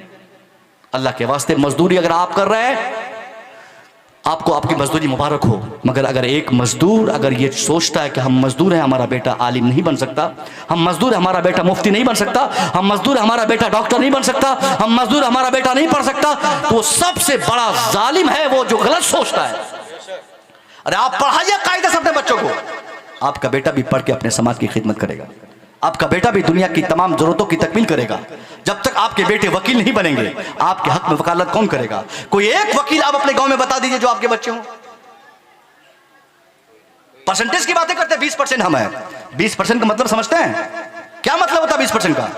20% का मतलब होता है कि हर जगह 20 में 100 में 20 हम हैं, तब 20% का मतलब होता है। जैसे 100 ऑफिसर हो तो 20 हमारे होना चाहिए, 100 डॉक्टर हो तो 20 हमारे होना चाहिए, 100 इंजीनियर हो तो 20 हमारे होना चाहिए, 100 मास्टर हो तो 20 हमारे होना चाहिए, 100 अधिकारी हो तो 20 हमारे होना चाहिए, 100 लीडर्स हो तो 20 हमारे होना चाहिए। मगर यहाँ हैं कितने? हम हैं 20% और तालीमी मैदान है हम 1%। और कैसे तरक्की मिलेगी? कैसे तरक्की मिलेगी? इसलिए अल्लाह के वास्ते आप अपने बच्चों को पढ़ाइए, खूब मेहनत कीजिए। माओ बहनों से गुजारिश है कि आप भी, अगर आपके शौहर बाहर में कमा रहे हैं तो उनके पैसे और उनकी मेहनत का तकाजा यह है कि आप उनके पैसों का इस्तेमाल उनके नौजवानों की तालीम में आप खर्च करें। छोड़िए ये इरीम क्रीम, ये सब दुकान में ये नुमाइश की चीजें खरीदना, ये सब कोई फजूलियाती चीजों को से आप बिल्कुल पाक हो जाइए। बहुत सारी बहनें हमारी ऐसी हैं जिनकी ज़रूरत की चीज़ें जो मंथली होती है उस पैसे से आराम से वो अपने बच्चों को अच्छे स्कूल में तालीम दिला सकती है। हम लोग भी मार्केट में घूमते हैं ना साहब, हमारी बेटियां भी, इनके शौक इतने बढ़ गए हैं, इनके शौहर, इनके भाई, इनके घर वाले बाहर कमा कर बेचारे परेशान हैं, जिनको रातों के जिनके सुकून खत्म हो चुके हैं, मगर ये लोग है कि इनका शौक ही आज तक खत्म नहीं हुआ है। हा? जो कपड़े दूसरे लोग नहीं खरीद पाते वो हमारी बहनें खरीदती है, जो नुमाइश की चीजें दूसरों की बेटियां नहीं ले पाती वो हमारी बेटियां ले आती है। घर में खाने का सामान नहीं है, घर में खाने को लाले पड़े हुए हैं, और चूड़ी हमारी बेटियों को 500 रुपए की चाहिए। ऐसी क्रीम अगर आजकल आ गई हैं, उस क्रीम की खरीदारी जो होती है ना, सबसे ज्यादा मुस्लिम बच्चियां खरीदती हैं। अरे अल्लाह ने आपको इतना हसीन बनाया है, अल्लाह ने आपके हुस्न को छुपाने के लिए जो निकाब और पर्दे का ज़ाब्ता दिया है, आपको पर्दे में रहना है, और आपकी तमाम जीनत, आपके तमाम आशाइश और आपकी तमाम खूबसूरती का असल हकदार आपके घर पे है ही नहीं, तो फिर क्रीम खरीदने का मतलब क्या होता है? कहीं ना कहीं तो आपकी नीयत गलत है। इसलिए अगर आपके शौहर घर पे रहे तो खूब सज के संवर के उनके सामने रहें, कोई नहीं रोकने वाला, जितने जेवरात हैं सब पहन लें अपने शौहर को राजी करने के लिए। मगर यहाँ होता क्या है, शौहर बेचारा जब तक घर पे रहता है तो कभी जेवर नहीं निकलते बाहर, सारे जेवरात सूटकेस में बंद हैं। शौहर बेचारा जैसे घर से गया, और इस बेचारी को कहीं शादी में जाना हो, कहीं मार्केट जाना हो, कहीं फंक्शन में जाना हो, घर से बाहर जाना हो, तो अच्छे अच्छे कपड़े निकलते हैं, सजती हैं, संवरती हैं। नहीं, इस्लाम ने जो जहन दिया है, सुनो ये आपके लिए पैगाम है। जब शौहर की आमद की खबर हो जाए कि मेरा शौहर शाम को घर कमा के आ रहा है, या 1 साल के बाद बाहर से घर आ रहा है, तो आप पर जरूरी है, लाजिम है कि आप उस दिन बतौर खास अपने आप को सजाने का एहतमाम कर लें, ताकि आपके शौहर की निगाह आप पर पड़े, किसी और पे नहीं पड़े। मगर यहाँ क्या है, दिन भर आप कमा के घर जाइए, जैसे घर पहुंचते हैं तो घर में चेहरा ऐसा लटका के बैठी रहती है कि बहुत सारे लोग ये फैसला करते हैं कि मैं बाहर ही ठीक था, है ना, ये कर दिया, वो कर दिया, मतलब तमाम तरह की शिकायतें। कभी इनकी शिकायत की फेरिस्त कम ही नहीं होती। अरे मेरी बहनों, कम से कम अपने शौहर को आने दो तो घर, कायदे से नाश्ता दो, पानी दो, खाना खिलाओ, फिर तेरी शिकायत बेचारा सुनने के लिए तो जिंदा है ही है। वो पूरी जिंदगी उनको शिकायत सुननी है और उसको शिकायत के मुताबिक उनको काम करना है। कम से कम उस बेचारे को वहां पे रहने दो, आराम से आराम करने दो। दरवाजे पर आते ही बरस पड़ती है, और अगर कुछ लोग डर से नहीं भी बरसती है तो उनका चेहरे का जोग्राफिया इतना बदल जाता है कि शौहर बेचारा घबरा के उस घर में जल्दी से खाना खा के सो जाता है और सुबह फौरन भागता है। ऐसे घर में कभी बरकत नहीं आएगी। अगर आपका शौहर आपसे खुश नहीं है, शौहर अगर आपसे डरता हो, तो ये कोई जिंदगी है? क्या डरा कर रखना चाहते हैं अपने शौहर को आप? और आप अपनी बीवी को डरा कर रखेंगे, ये भी जिंदगी है? आप भी जब घर जाएं तो हुजूर ने फरमाया कि जब तुम घर जाओ तो कंघी कर लिया करो, बाल को सुलझा लिया करो। हदीस शरीफ है, हुजूर ने फरमाया कि जब तुम घर जाओ तो बाल को सुलझा लिया करो, मतलब संवर जाओ। तो हमको कहा गया मर्दों को कि तुम जब अपना घर जाओ ताकि तेरा चेहरा देखकर तेरी बीवी खुश हो जाए और ये कहे कि दुनिया में कोई लड़का मेरी जरूरत पूरी नहीं कर सकता, कोई मेरे नजदीक बादशाह नहीं, असल मेरा बादशाह कोई है, मेरा कोई हीरो है तो मेरा शौहर है। समझ गए? तो आप भी सज के जाए, और बहनों से गुजारिश है कि आप भी सजे ना जाए तो सिर्फ अपने शौहर के लिए। ये इल्ज़ामी बातें आ गई बतौर तफहीम, तो मैंने बता दिया आपको। इंशाल्लाह इस पर भी हमारी बेटियां अमल करेंगी। मैं कह रहा था कि आप अपनी पूरी ताकत अपने बच्चों की तालीम पे खर्च करें, चूंकि बच्चों की तालीम की जिम्मेदारी, जहां तक मैं समझ पाता हूं, 10-15 साल तक की तालीम की जिम्मेदारी वो खास तौर पर बहनों की होती है, माओं की होती है। माएँ हमारी चाह लेंगी तब उनके बच्चे कभी नहीं बिगड़ सकते। अगर माँ अगर अनदेखी करेगी तो जाहिर सी बात है बाप 50,000 नहीं 50 लाख रुपया महीना खर्च कमा ले, अगर उसके घर की औरतें अगर पढ़ाना नहीं चाहेंगी तो बच्चा नहीं पढ़ पाएगा। इसलिए आप भी सुबह उठें सुबह उठते ही अपने बच्चों को उठाएं, खुद नमाज पढ़ें, बच्चों को भी नमाज पढ़ाएं, बच्चों से नमाज पढ़वाएं, कुरान शरीफ भी उनसे पढ़ने का है, आप भी कुरान पढ़ें, बच्चे भी कुरान पढ़ेंगे। फिर उसके बाद जब स्कूल का टाइम हो जाए, बच्चों को स्कूल छोड़ने का इंतजाम करें, बच्चों के लिए टिफिन तैयार करें, बच्चों को वक्त पे पैसे दें, मदरसे में पढ़ता है तो मदरसे में भेजें। ये सारे काम करना आपकी जिम्मेदारी है। अगर आप ही 10 बजे दिन में उठेंगी और ये तवक्को करेंगे मेरा बेटा पढ़ लिख के अच्छा आदमी बनेगा, तो कभी नहीं हो सकता है। वैसे तो हम लोग उठते ही 10 बजे ना, देर रात तक जगना और बहुत लेट तक सोना कोई मुसलमानों से सीखे। जबकि मुसलमानों में ये फितने जो आए हैं ये लेटेस्ट 10-20 सालों में आए हैं। वरना हुजूर ने फरमाया कि तुम रात में जल्दी खा के नमाज पढ़ के सो जाओ और फजर के वक्त जल्दी से उठ जाओ। आज जो फौज की तैयारी करते हैं लोग, पुलिस की तैयारी करते हैं, रोड पे हम लोग फजर के टाइम पे जब जाते हैं तो बेतहाशा लोग दौड़ लगाते हैं, बच्चे दौड़ते हैं। सुनिएगा, आप नौकरी मांगते लोगों से, कोई जी ये जी वो जी कोई नौकरी देने के लिए आपको घर पे नहीं आएंगे, आपको उसके लिए तैयारी करनी पड़ेगी, आपको प्रिपरेशन करना पड़ेगा। कितने बच्चे फौज की तैयारी कर रहे हैं यहाँ पे बताइए? ये क्या तैयारी करेगा फौज की 10 बजे सोने वाला? जो फौज की तैयारी करता है, जो पुलिस बनना चाहता है, वो सुबह 4 बजे उठता है और उनके बच्चे दौड़ते हैं, परेड लगाते हैं, कोशिशें करते हैं। और यहाँ बाप सोया है, माँ सोई है, भाई सोया है, दादा सोए हैं, सब लोग सोए हैं। फजर की नमाज खत्म हो गई, धूप निकल गई, नाश्ते का टाइम हो गया, उसके बाद सोकर उठते ही उनको चाय और बिस्किट चाहिए। अब ये बोलेगा हमको फौज में जाना है। इसलिए आपको जल्दी सोना है और लेट तक नहीं सोना है, तुरंत उठना है, वर्जिश करनी है, फौज की तैयारी करनी है, पुलिस की तैयारी करनी है, तालीमी माहौल को आगे बढ़ाना है। नौकरी पाने के लिए आप अपने आप को इस कदर कैपेबल बना दें कि दुनिया मजबूर हो जाए आपको नौकरी देने पर। अगर आपको लगता है कि आपका ये दुश्मन है ये लोग, मैं बताऊं 2017 में बहुत बड़ी बात बता रहा हूं, अगर आपके बच्चे पढ़ेंगे तो दुनिया में कोई भी आपका मुकाबला नहीं कर पाएगा। 2017 हिंदुस्तान की आजादी के 3 साल के बाद, बात समझ में नहीं आई? हिंदुस्तान की आजादी के 3 साल के बाद, 14 में हिंदुस्तान आजाद हुआ, 15, 16, 17, 3 साल के बाद यूपीएससी का एग्जाम हुआ। हम भी 14 ही बोलते हैं, कोई शरीक गुनाह थोड़ी है। जो बोलने के 14 बोलने के 14 बोलेंगे, अभी बोलने के अभी बोलेंगे, हमको क्या दिक्कत है भाई? 14 बोलवाओ 14 बोलेंगे। तो 2014 में हिंदुस्तान आजाद हुआ। 14 की आजादी के बाद 3 साल के बाद उत्तर प्रदेश भी आजाद हो गया था। 17 में यूपीएससी का एग्जाम हुआ। उस एग्जाम में जब रिजल्ट की तैयारी की गई, उस रिजल्ट की फेरिस्त जब मैंने पढ़ा, उस फेरिस्त में एक नुमाया तौर पे एक नाम था जिसको मैं बताना चाह रहा हूं। 17 में हमारी जमात का एक आलिम मौलाना शाहिद रजा मिसबाही, हमारे दोस्त, आप लोग जानते हैं सर शाहिद रजा मिसबाही को? नाम सुनेंगे आप लोग? ये बिहार के गया जिला के रहने वाले।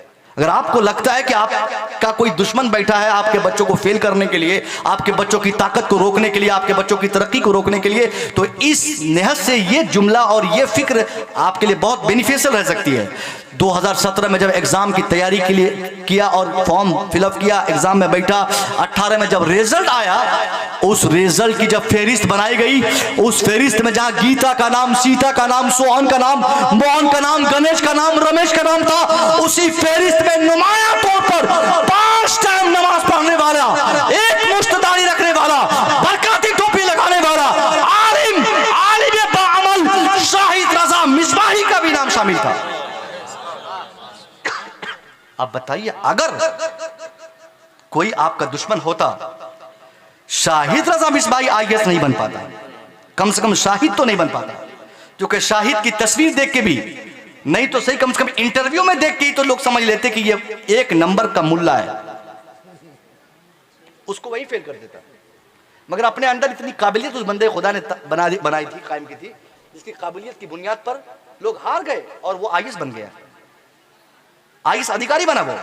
तो आप भी आंख बंद करके अपने बच्चों को पढ़ाइए, ये मत सोच के कि वो फेल कर देगा, वो फेल कर देगा, वो हटा देगा, वो भगा देगा, वो नौकरी पाने नहीं देगा, वो तरक्की करने नहीं देगा। ये सिर्फ कमजोरी की अलामत है। आप पढ़ाइए तो सही, दुनिया की हर ताकत आपके सामने झुक जाएगी। तालीम और कलम और किताब के नॉलेज के आगे दुनिया में कोई ताकत काम नहीं आएगी। क्या काम होगा ना? पढ़ाइएगा आप, अरे पढ़ाइएगा। और जो अब तक नहीं पढ़ा है वो क्या करेंगे? बुढ़ा हो गया, अब तक पढ़ा ही नहीं है।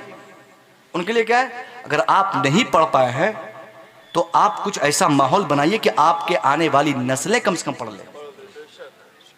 यह नहीं कि हम जाहिल हैं तो कैसे बच्चों को पढ़ाएंगे, हम अनपढ़ हैं तो हमारे बच्चे आगे नहीं बढ़ सकते। ए बाबू, ए लड़का छोटू, कहाँ जा रहा है यार, बैठो यार, अभी तो बातें बहुत सारी बाकी है, कल हम थोड़ी मिलेंगे आपको।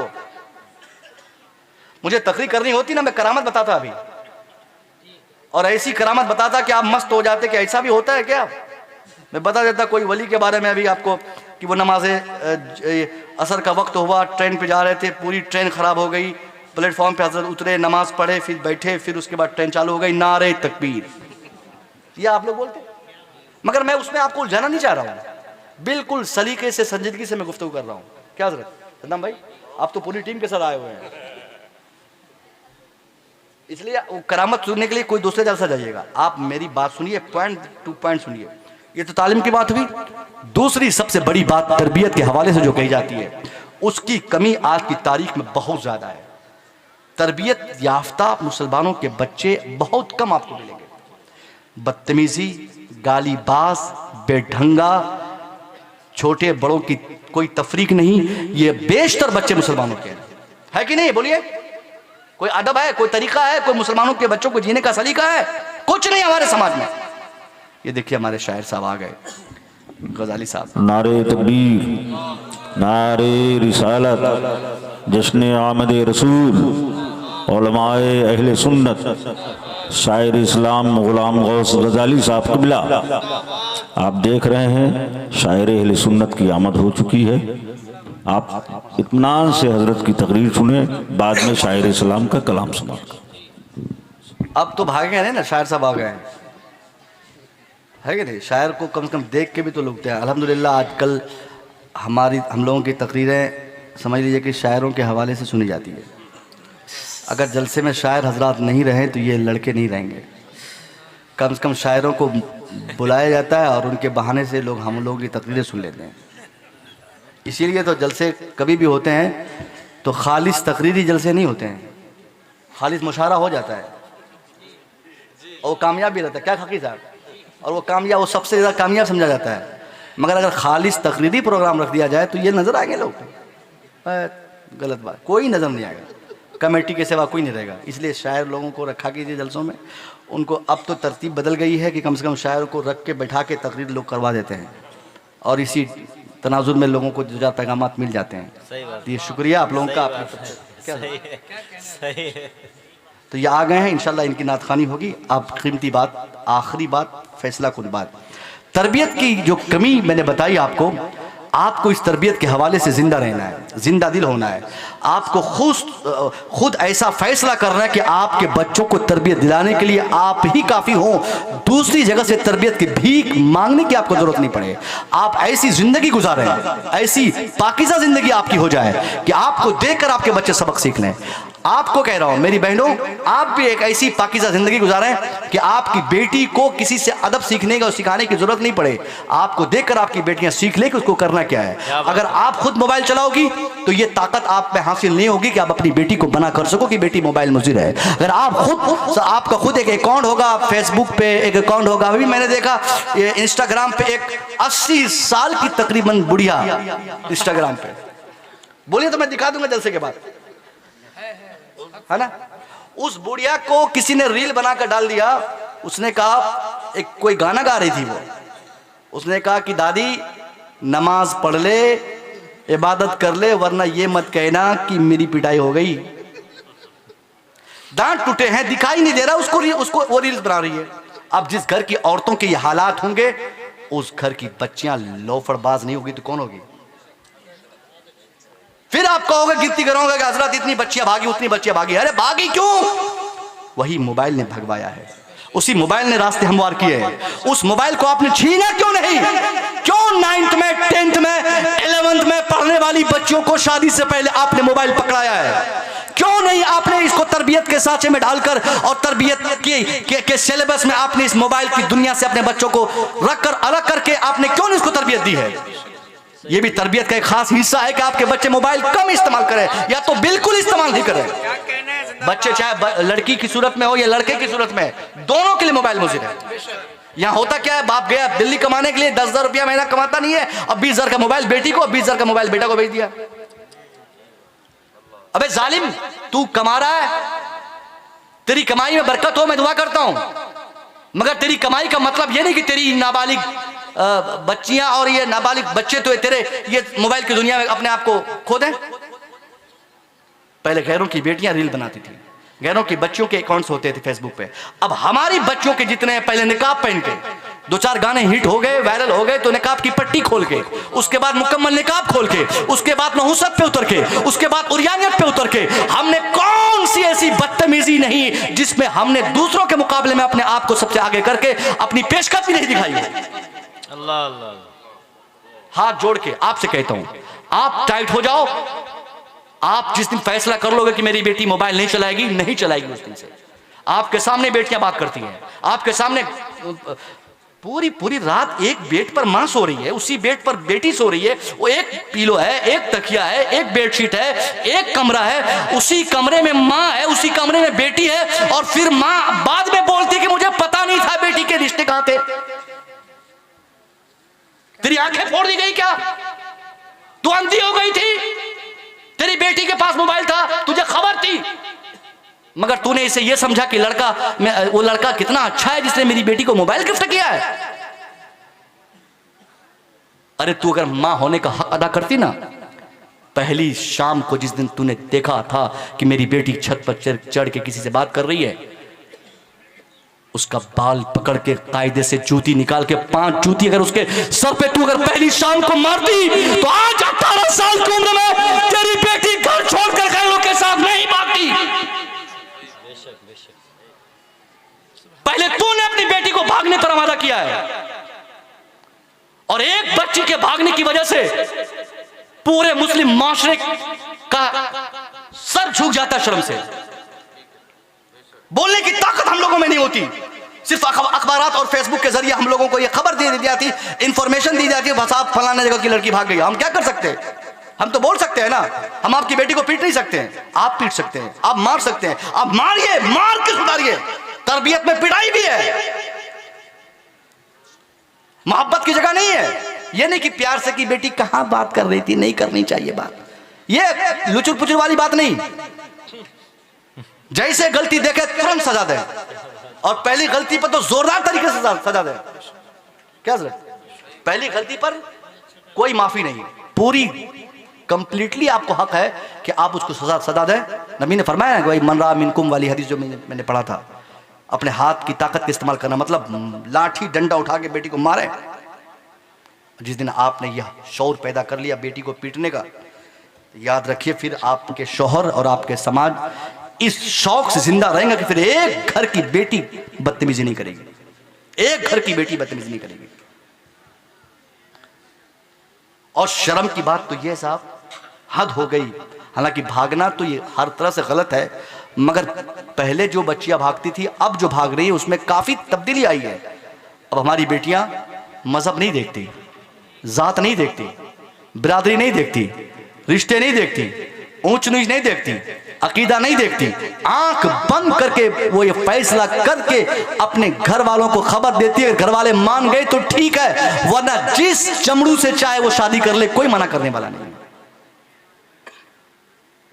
अल्लाह के वास्ते मेरी बेटियों, मेरी बहनों, मैं तुझसे यही पैगाम दूं कि दुनिया के किसी लड़के को अगर आपने देखा है, अगर आपको पसंद है, ये बात जलसे में बड़ी हिम्मत के साथ मैं कह रहा हूं, बड़ी हिम्मत के साथ, दुनिया का कोई लड़का आपको अगर चाहता है तो मैं कसम खा के कह सकता हूं, आपके बाप से ज्यादा आपसे प्यार करने वाला नहीं हो सकता। क्या बात है, वाह वाह वाह वाह, जिंदाबाद। हर बेटी का सबसे बड़ा प्यार करने वाला और सच्चा प्यार करने वाला अगर धरती पर लड़कों की जिंसियत में अगर कोई है तो वो सिर्फ और सिर्फ उसका बाप और उसका भाई है।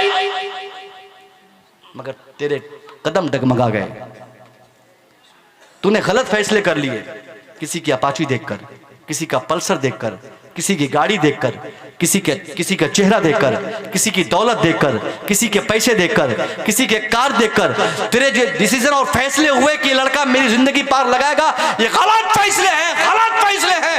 अरे जिस बाप ने पैदा किया, उंगली पकड़ के चलना सिखाया, नाम दिया, शौर्य जिंदगी दी, जिस बाप ने सारी चीजें तेरे लिए कुर्बान कर दी, उस बाप की मर्जी के बगैर अगर तूने शादी की है तो वो नहुसत, माँ बाप की नाफरमानी की इतनी खतरनाक नहुसत होगी, करोड़पति लड़का देखकर तू शादी करेगी मगर तेरे हाथ खाक लगेंगे। कभी सच्ची खुशी का मजा तुझे जिंदगी में नहीं मिलेगा क्योंकि तूने अपने बाप को रुलाया है। इसलिए हाथ जोड़ के मेरी बेटियों, ये फैसला मत करो।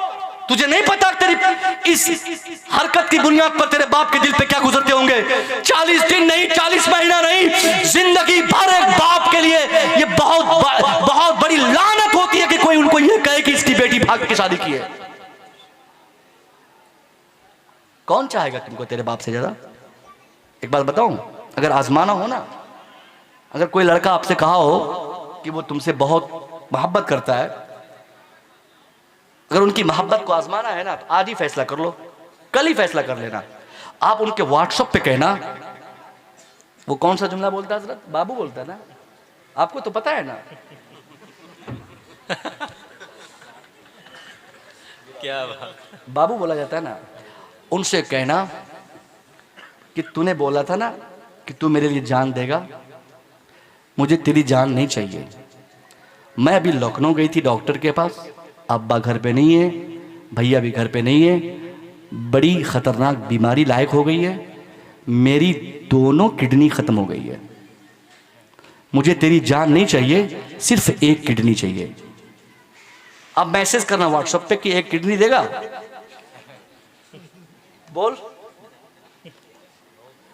वो लड़का आज ही रात में अभी जैसे मैसेज पढ़ेगा तुरंत आपका नंबर ब्लॉक मारेगा। पहले बोलेगा मैं तो मजाक में इनसे बोला था कि मैं जान दूंगा, ये तो जान लेने पे आमादा हो गई। तेरे गांव में आना जाना छोड़ेगा, कोई राब्ता नहीं रहेगा, सारी मोहब्बत सब खाक में मिल जाएगी। और वाकईतन अगर तेरी तबीयत खराब हो जाए, किडनियां फेल हो जाए, बाप के पास पैसे न हो, इमाम साहब के पास आकर भी तेरा बाप कहने पर मजबूर होंगे कि हजरत ऐलान आम फरमाइए कि गांव के लोग हमें 10-20 दे दे, मेरी बेटी की तबीयत खराब है हजरत, 5 लाख खर्च होने हैं, बेटी का ऑपरेशन होना है, किडनी का इंतजाम करना है। फैसला हो गया, जिसने वादा किया था, दावा किया था कि मैं तेरे लिए जान दूंगा, वक्त जरूरत उसने तेरे नंबर को ब्लॉक कर दिए। और जिस बाप के पास पैसा नहीं, वो भीख मांग के भी तेरा इलाज करने पर आमादा रहेगा। इसलिए असल मोहब्बत कौन कर रहा है? आपका बाप कर रहा है। उस समाज का वो लखेड़ा, वो बदमाश, वो शरीर लड़का नहीं। दुनिया के दूसरे लोग अगर मोहब्बत की बातें करते हैं तो उनको सिर्फ किसी खास चीज से मतलब रहता है, वो चीज की हुसूलियाबी के बाद सारी मोहब्बत काफूर हो जाती है। मगर बाप बेलौस अपनी बेटी से मोहब्बत करता है। इसलिए हर बेटी की जिम्मेदारी है वो अपनी शादी वही करे जिस शादी पर उनके माँ बाप राजी हों। और लड़के के लिए भी ये लवाजिमात सिर्फ लड़कियों के लिए नहीं है, आप लोगों के लिए भी हैं। जिसने पैदा किया उसको मालूम है आपके लिए कौन सी लड़की बेहतर है। ये चंद दिन का छोड़ा ही कह सकते हैं, लड़के छोकरा, वो बोलता है कि हजरत वो लड़की बहुत अच्छी है मेरे लिए, और वो मेरी बेटियां वो भी बोलती है वो लड़का मेरे लिए बहुत अच्छा है। अरे जिसने पैदा किया है उसको ना पता है कि कौन लड़का तेरे लिए अच्छा है, कौन लड़की तेरे लिए अच्छी है। तू कैसे फैसला कर लिया? तूने घर देखा, मकान देखा, दौलत देखी, और क्या देखा?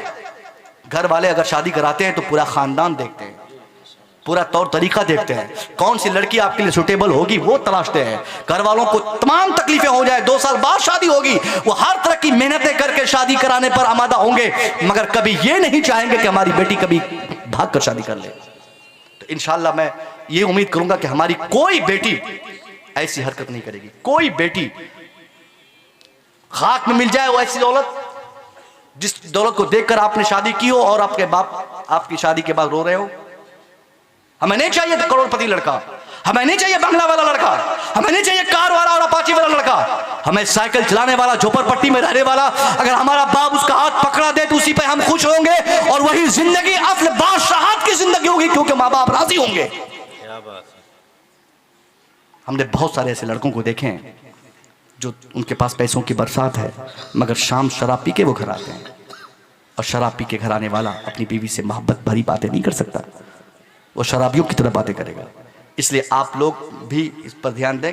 अपनी बेटी की शादी जब कराएं कहीं पे, तो आप दौलत ना देखें, लड़का देखें। लड़का, नौकरी ना देखें, जॉब ना देखें, आप लड़का तलाश करें। ढंग का लड़का उसी को कहा जाता है जो सामाजिक हो, जो सोशलिस्ट हो, जो सामाजिक एतबार से तमाम ज़रूरतों की तकमील कर सकता हो। अगर ये तमाम लवाजिमात को देखकर अगर आपने बच्चों की शादी कराई है तो कभी आपका समाज चलेगा नहीं।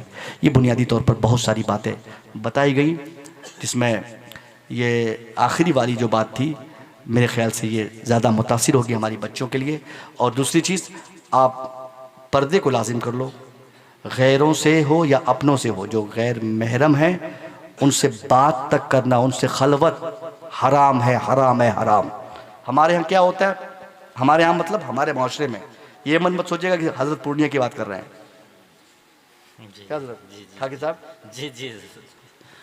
लड़का बाहर कमा रहा है, फ़ोन किया, रे कहाँ है साथी को, जा अपनी भाभी को लेके डॉक्टर के यहाँ, चाहे उनको मार्केटिंग करा दे। अरे भैया, बीवी आपकी है, दूसरा लड़का लेके मार्केटिंग करा रहा है, शर्म नहीं आती आपको? और शौक से लोग अपनी बीवी को दिखाते हैं साथियों को कि ये मेरी बीवी है। फिर उनसे जानना चाहता है कि कितनी खूबसूरत है मेरी बीवी, उनसे पूछता कैसी लगी भाभी। अरे छुपाना चाहिए आपको, बचाना चाहिए अपनी बीवी को दूसरों से। जो जिसको आप अपना दोस्त कह रहे हैं वो दोस्त नहीं है, वो आपका दुश्मन है। इस्लाम ने कहा है कि आपकी बीवी के लिए आपका भाई, यानी उस लड़की के लिए उसका देवर सबसे बड़ा दुश्मन होता है। जब देवर को दुश्मन कहा गया है तो सामाजिक तौर पर कोई आपका दोस्त अगर आपके आंगन में आ जाए, आपके घर पे आता जाना उसका हो, और आपकी बीवी को, आपके घर की बच्चियों को मार्केटिंग कराए, शॉपिंग कराए, डॉक्टर के यहाँ ले जाए, तो ये समझिए कि आप नाकाम अपनी जिंदगी में। बेटी आपकी है, डॉक्टर को आप दिखाने जाएंगे, बीवी आपकी है, शॉपिंग आप कराएंगे, और आप भी किसी के साथ, खाला का बेटा, फूफा का बेटा, चचा का बेटा, किसी के साथ, यहां तक कि अपने देवर के साथ भी कभी भी उनकी कार में, उनकी बाइक पे आप बैठ के कहीं नहीं जाएंगे। इस्लाम इसकी इजाजत नहीं देता। आपको बाइक में बैठाने का हक सिर्फ और सिर्फ आपके शौहर को है, और आप अपने शौहर के साथ जाएंगे, आप अपने भाई के साथ या अपने बाप के साथ, इन लोग जो महरम है आपके, जिनके साथ जाना जायज़ है, या यूँ समझ लीजिए इसका उसूल ज़ाब्ता, जिनके साथ शादी जायज़ है उनसे खलवत हराम है। जिनसे भी शादी जायज़ है, जिनसे आपकी शादी हो सकती है, जिनसे निकाह हो सकता है, उनकी बाइक पर बैठ कर जाना या उनसे फ़ोन पे बातें करना। फ़ोन आता है, लोग थमा देते हैं अपनी बीवी का फ़ोन, किसी को थमा देते हैं, ले मेरी बीवी से बात कर। होता है कि नहीं? गलत बोल रहा हूँ? शादियों में बाज़ाब्ता 2 दिन के बाद आंगन में लड़कियों को, हमारी बेटियों को लोग बिठा देते हैं और सजा के बिठाते हैं। नेताजी आ जाए, प्रधान जी आ जाए, सरपंच साहब आ जाएं, फलाने साहब आ जाएं, कार वाले आ जाएं, मेहमान आ जाएं, सब आते हैं 10, 20, 50, 500, 1000 रुपया लेने के चक्कर में हम अपने करोड़ों की दौलत को आंगन में सबके सामने उसका चेहरा खोल देते हैं। ये भी गलत ज़ाब्ता है। आप छुपा कर रखिए बेटी को, बहन को, बीवी को। इज़्ज़त है, हम मुसलमान हैं, हमारे लिए हमारी इज़्ज़त और प्रतिष्ठा ये सबसे बड़ी चीज़ है। ये तमाम बातें ऐसी कही गई हैं जिसके तराजुर में ये अंदाज़ा लगाया जा सकता है कि शायद ये बातें आपके दिलों में उतरी होंगी, और आप, हम सब लोग अपने समाज को बदलने के लिए तैयार होंगे इंशाअल्लाह। फिर किसी महफिल में मौका मिलेगा इसके बाद, चूँकि मैं बिल्कुल रेस्टलेस हो चुका हूँ, बिल्कुल रेस्टलेस। लगातार कई रातों से हज़रत को मालूम है कहाँ कहाँ से इधर उधर दौड़ भाग करके मैं यहाँ पहुँचा, सिर्फ इस वजह से कि इस इलाके में मैंने जो महसूस किया था, जो चीज़ें बहुत ज़्यादा आम थी, जो हाईलाइटेड थी, उन टॉपिक्स पे मैंने बात करनी थी और मैंने की, इस उम्मीद के साथ कि आप और हम सब अमल करेंगे इंशाअल्लाह। जब हमारा अमल बेहतर होगा, दुनिया में किसी को यह क़ुव्वत हासिल नहीं होगी कि हमें मारने, भगाने और हमें अपने मुल्क से, अपने घर से दौड़ाने की बातें करें। पहले हम अपने ईमान और अपने अकीदे के एतबार से कमज़ोर होते हैं, अपने समाजी के एतबार से पहले कमज़ोरी हमारे माशरे में आती है, फिर जालिमों को यह क़ुव्वत हासिल होती है कि वो हमको मारने पीटने की बातें करते हैं। वरना अगर आज भी मुसलमान अपनी ताकत का इस्तेमाल करने के लिए आमादा हो जाए, ईमानी क़ुव्वत कुव्वत को इस्तेमाल में लाए, दुनिया में सारे लोग मुसलमानों से पीछे हो जाएंगे, क्योंकि ईमान की कुव्वत सबसे बड़ी कुव्वत होती है। हमने बड़ी बड़ी बातें की हैं, अक्सर जलसों में हम सुनते रहते हैं, हमको हुजूर से मोहब्बत है, हमको उनसे मोहब्बत है, हमको रब से मोहब्बत है। हाँ मोहब्बत है, मगर जो मोहब्बत के तकाजे हैं वो हमारे यहाँ नहीं।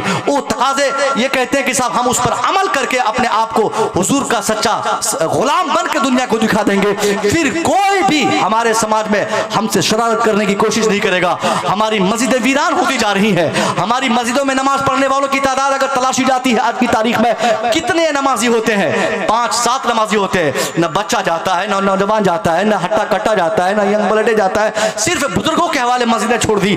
अब जब मस्जिदें वीरान होती हैं तब अल्लाह उस वीरान मस्जिद को हिफाजत के लिए किसी और के हवाले फरमाता है। ये आप मत बोलिए कि फलाने ने मस्जिद पे कब्जा कर लिया है, नहीं, वो कब्जा नहीं किया है। अल्लाह स्टैंडर्ड लोगों को मुंतखब फरमाता है। जब मुसलमान मस्जिदों को छोड़ देता है तो अल्लाह स्टैंडर्ड टाइप के लोगों के हवाले मस्जिद को करता है कि जा तू अब यहाँ टाइल्स बिछा दे, तू यहाँ अब पहरा डाल दे, तू अब यहाँ पर खास तौर पे इंतजाम कर दे, तू यहाँ अब इसकी हिफाजत कर, अब तू ही झाड़ू लगा।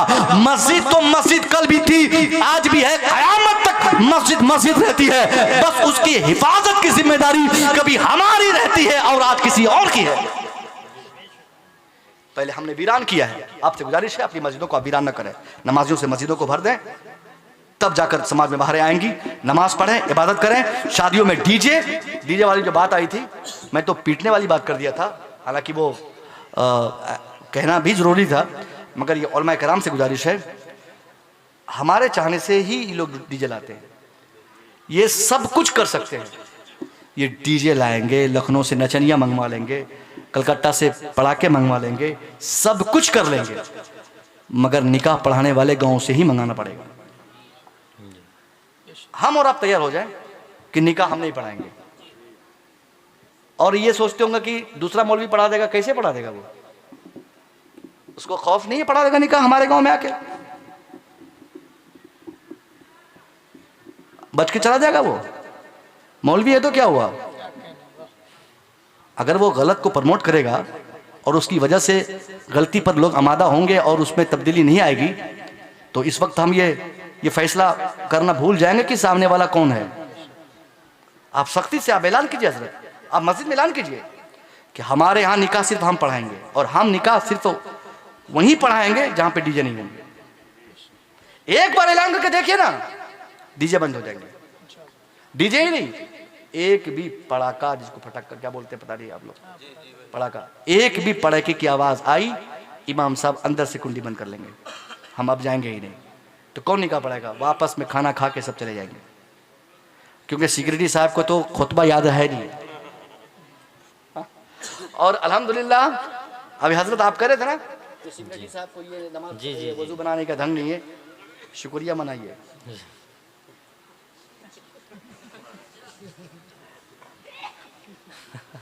जिस दिन ये सब शौहर पैदा हो जाए ना उनमें, फिर आप इमाम नजर नहीं आएंगे।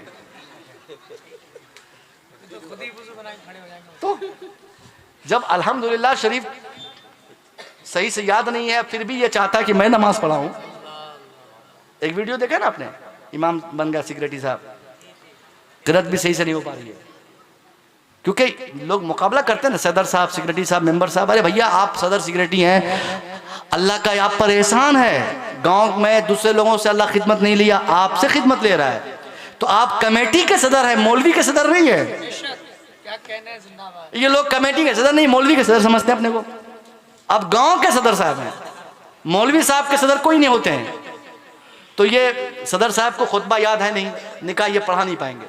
तो जब सदर सिक्योरिटी साहब निकाह पढ़ा नहीं पाएंगे और हम पढ़ाना नहीं चाहेंगे, तो शादी होगी कैसे? तो शादी असल हमसे होगी। तो गोया अगर ये डीजे पीजे चलते हैं तो हमारी वजह से चलते हैं। हम लोग इरादा बना ले, तमाम उलमा किराम सब लोग, अरे भैया किसी न किसी मौलवी से ही पढ़ाना होगा। ये मत बोलिए कि एक निकाह छूट गया, अच्छा खासा आता, वो छूट गया, ये वो पढ़वाएगा आप ही से, वो आपसे ही पढ़वाएगा और अच्छी कीमत दे के जाएगा। और आप देख लीजिए शादी में, जहां पर, और मैं किराम से गुजारिश है कि जहां पर मोटी रकम कोई लिया हो, आपको मालूम हो 5 लाख लिया हो, कार लिया हो, बाइक लिया हो, आप आंख बंद करके कम से कम 10,000 रुपये मांगे उससे। एकदम बिला तामुल आप बोलिए 10,000 रुपया दो, परसेंटेज के हिसाब से दे दो, 1% लिए हुए पैसे के हिसाब से। ये छोटे छोटे कवानीन अगर हम लोग बनाएंगे ना तो इसके डर से भी ये लोग सुधर जाएंगे। और मैं नौजवानों से कहूंगा, बाबू अगर आप शादी करो ना, फ्री में शादी करो, कभी पैसे मत मांगना। मैंने पैसे मांगने वाले को हमेशा, शादी में पैसे लेकर शादी करने वाले को हमेशा हमने भिखारी पाया, हमेशा परेशान पाया। अगर तोहफतन कोई कुछ दे दे तो ठीक है, जहेज न लेना हराम है न देना हराम है। हराम नहीं है, मुतलकन हराम नहीं है, जहेज में मांगना हराम है और देने वाले बाप के लिए नुमाइश करना हराम है। आप में से कोई अगर पैसे वाले हों, उनकी ख्वाहिश है कि मैं अपनी बेटी को जहेज में जहाज दे दूंगा, इस्लाम क्यों मना करेगा भाई? पूरी संपत्ति आप अपनी बेटी को दे दें, कौन रोकेगा? ट्रेन दे दें, ट्रेन, हालांकि ट्रेन नहीं दी जा सकती है, मगर अगर आपको शौक है तो आप दे दें गिफ्ट करके। लालू ने इरादा किया था जब रेल मंत्री था ना, उसकी बेटी की शादी हो रही थी, जुगाड़ नहीं लग पाया, वरना वो जुगाड़ लगा के हमारे यहाँ का लालू अपनी बेटी को 2-4 ट्रेन उसके नाम लिख देता है। हाँ, इरादा किया था वो। नेता लोगों के हाथ में सारी चीजें रहती, लेकिन सोचा कि बाद में फंस जाऊंगा तो नहीं किया। तो आप कुछ भी दे दें, मना नहीं है। मना क्या है? आप एक चीज और सुनिए, हमारे यहाँ क्या होता है, शादी से पहले 10 दिन पहले सामान खरीदे जाते हैं, सामान को दरवाजे पर रखा जाता है, हर आने जाने वालों को दिखाया जाता है, उसकी नुमाइश कराई जाती है। वैसे बाप के लिए मना है, अगर तुझे अल्लाह ने दौलत दी है, आंख बंद करके तू शादी के सामान खरीद, दामाद को जो चाहे 5 लाख नहीं 5 करोड़ दे दे, अगर दामाद नहीं मांगा है सब कुछ दे दे, कोई नहीं मना करेगा, मगर इसके चर्चे आप ना करें, इसको समाज में इसका इश्तिहार ना करें, समाज में सब पे हाईलाइट ना करें, अपना सामान दरवाजे पे लाके ना दिखा दें कि देख मैं अपनी बेटी को ये गाड़ी दिया, मैंने अपनी बेटी के लिए ये सामान खरीदा, मैं अपनी बेटी को दहेज में ये सामान देता। इसलिए ये मना है क्योंकि आपका ताल्लुक जिस समाज में है उस समाज में सारे लोग पैसे वाले नहीं, वहां 2-4-10 गरीब की बच्चियां भी पलती हैं, वहां 10-20 मजदूर क्लास के लोग भी रहते हैं। अगर आपके जरिए खरीदे हुए सामान और वो फर्नीचर, वो फ्रिज, वो गाड़ी, वो पैसे और जो आपने नुमाइश कराया है, अगर एक गरीब की बच्ची देख ली और देखने के बाद उसने ये कह दिया काश मेरा बाप भी ये सामने वाले की तरह होता, मेरा बाप भी इनके तरह अमीर होता, काश मैं भी अमीर की बेटी होती, मेरा बाप भी शादी दिलाते वक्त यही फर्नीचर देता, यही फ्रिज देता, यही कूलर देता, यही वॉशिंग मशीन देता, यही सामान देता, यही पैसा देता, यही गाड़ी देता। अगर वो गरीब की बच्ची आपके दरवाजे के सामान को देखकर अगर एक सिसकी ले ली और रो दी तो समझिए कि आप गरीबों की लानतें आप पे पड़ेंगी, बददुआएं आप पे पड़ेंगी, और यही इस्लाम में मना और हराम है। इस्लाम ने हमको समझाया है, अगर समाज में कोई खातून बेवा है, बेवा के सामने उस गैर बेवा खातून के लिए कहा गया है तू कभी सज के मत जा, चूड़ी पहन के मत जा, उसके सामने सवर के मत जा, वरना उसको अपने शौहर की याद आएगी। इसी तनाजुर में यह कहा जाता है आपको अगर अल्लाह ने ताकत दी है, पैसा दिया है, जो देना है अपने दामाद को दीजिए, इश्तिहार मत कीजिए, प्रचार मत कीजिए। आपके प्रचार से अगर किसी गरीब की बेटी का दिल दुखेगा तो गुनाह आपको होगा, आपको होगा, इताब आप पे पड़ेंगे, ये उसका नुकसान आपको होगा, और ये मजहबी नुकसान संभालने के काबिल आप नहीं बनेंगे अगर कोई शख्स एक दिन के लिए भी एक सिसकी लेकर ये कह दे कि अल्लाह उसको अमीर बनाया, मुझे तूने क्यों गरीब बनाया। हमारे यही होता है ना, पूरा सामान बिछा दिया जाता है, हजरत ये मैंने दिया बेटी को, वो दिया बेटी को, वो पेश किया बेटी को, वो पेश किया, नहीं, चुपके से दीजिए, किसी को देखने ही मत दीजिए, किसी का दिल टूटेगा ना उससे, और इस्लाम दिल तोड़ने से मना किया है। एक मर्तबा हुजूर की महफिल में एक साहबी दौड़ के आए, बोले हुजूर मेरा बच्चा गायब हो गया है, आखिरी बात, मेरा बच्चा गायब हो गया, मैं सुबह से खोज रहा हूं, मिल नहीं रहा है, हुजूर आप दुआ फरमा दें कि मेरा बच्चा मिल जाए। हुजूर दुआओं के लिए हाथ उठाने ही वाले थे कि उसी मजलिस मुस्तफ़ा से एक साहबी खड़े, उन्होंने कहा कि हाँ मैंने अभी तेरे बेटे को सामने गार्डन में खेलते हुए देखा है दूसरे बच्चों के साथ। अब जो शख्स सुबह से अपने बेटे को तलाश रहा हो और उस बेटे की गुमशुदगी की वजह से काफ़ी परेशान रहा हो, जब उसके मिलने की खबर उसको मिलेगी तो वो आदमी दौड़ के तो जाएगा बच्चे लेने के लिए। वो साहबी दौड़ के अपने बच्चे की तरफ बढ़े, हुजूर ने फरमाया कि उनको रोको। बुलाया गया, कहा हुजूर आपने बोला कहाँ, कहा क्यों, कहा कहाँ इतनी तेज़ी से दौड़ के जा रहे हैं, कहा हुजूर बच्चा वहाँ बागीचा में खेल रहा है उसको लेने जा रहा हूँ। कहाँ जाओ मगर एक पैगाम ले लो, अपने बेटे को जब तुम गार्डन में खेलते हुए देखोगे तो उसको बेटा कह के मत बुलाना। ये किस कदर हिकमत थी हुजूर की, सुनिए गौर से। हुजूर ने फरमाया कि अपने बेटे को बेटा कह के मत बुलाना। अब एतराज होगा ना, भाई बेटा मेरा है, मैं बेटा नहीं कहूं तो कौन कहेगा? हमको पूरा हक है ना बेटा कहने का। साहबी ने एतराज किया, हुजूर इसकी हिकमत कहा, तुम नहीं जानते कि तेरा बेटा जहां खेल रहा है वहां पे औरों के बच्चे भी होंगे और उनमें से कुछ बच्चे ऐसे भी होंगे जो यतीम होंगे।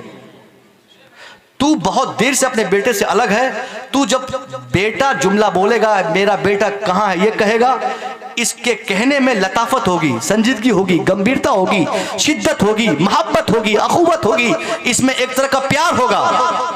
और इस प्यार भरी आवाज को सुनकर मुमकिन है उस अंजुमन में कोई यतीम ये ना महसूस कर ले, काश मेरा बाप भी जिंदा होता तो यही मोहब्बत भरी आवाज देकर मुझे भी पुकारता।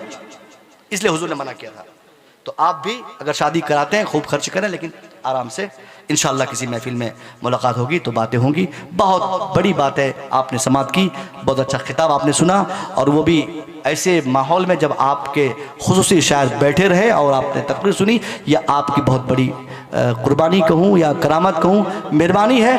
इंशाअल्लाह किसी दूसरी महफिल में। अस्तगफिरुल्लाह रब्बी मिन कुल्लि ज़ंबि व अतूबु इलैह। अस्सलामु अलैकुम। सुभान अल्लाह।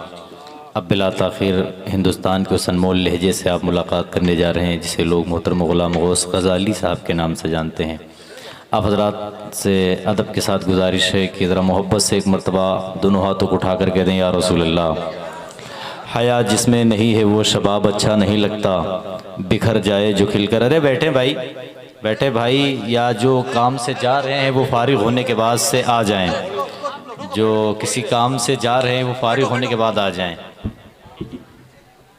क्या लड़का, रुको थोड़ी देर आप हज़रात रुक जाएं, बस एक कलाम आपको अच्छा लगा अगर तो सुनिएगा। एक कलाम सुन लीजिए। बरेली शरीफ का वो अजीम शान शायर अहले सुन्नत ग़ुलाम गौस ग़ज़ाली अल्हम्दुलिल्लाह मौजूद है। बस इन्हीं का कलाम होने जा रहा। थोड़ी देर आप सुन लीजिए और जो पीछे बैठे वो आगे आ जाए। आगे आ जाओ बाबू, थोड़ी देर के लिए, बस 10 से 15 मिनट के लिए आगे आ जाओ। इतनी देर तक आप जगे और हजरत की तकरीर आपने सुनी। एक मेहमान आपका और आया है बरेली शरीफ से, उसे भी आप सुन लें, बस सलातो सलाम हो जाएगा। आगे आ जाइए। जो हाजत के लिए जा रहे हैं ना, वो हाजत पूरी करके आ जाएं, गुजारिश है। और जो हजरात पीछे हैं आगे आ जाएं। ये बच्चे बैठे हुए पीछे वाले आगे आ जाइए, थोड़ी देर के लिए, थोड़ी देर के लिए आ जाइए, आगे आ जाइए। बहुत अच्छा पढ़ते हैं अल्हम्दुलिल्लाह। अब आप खुद आप देखेंगे भी और सुनेंगे इंशाल्लाह, बहुत अच्छा पढ़ते हैं। हजरत मुफ्ती साहब क़िबला भी वापस आकर के आपको सिर्फ रोकने के लिए वापस आ गए। थोड़ी देर के लिए आ जाइए और उसके बाद एक कलाम, दो कलाम जो आप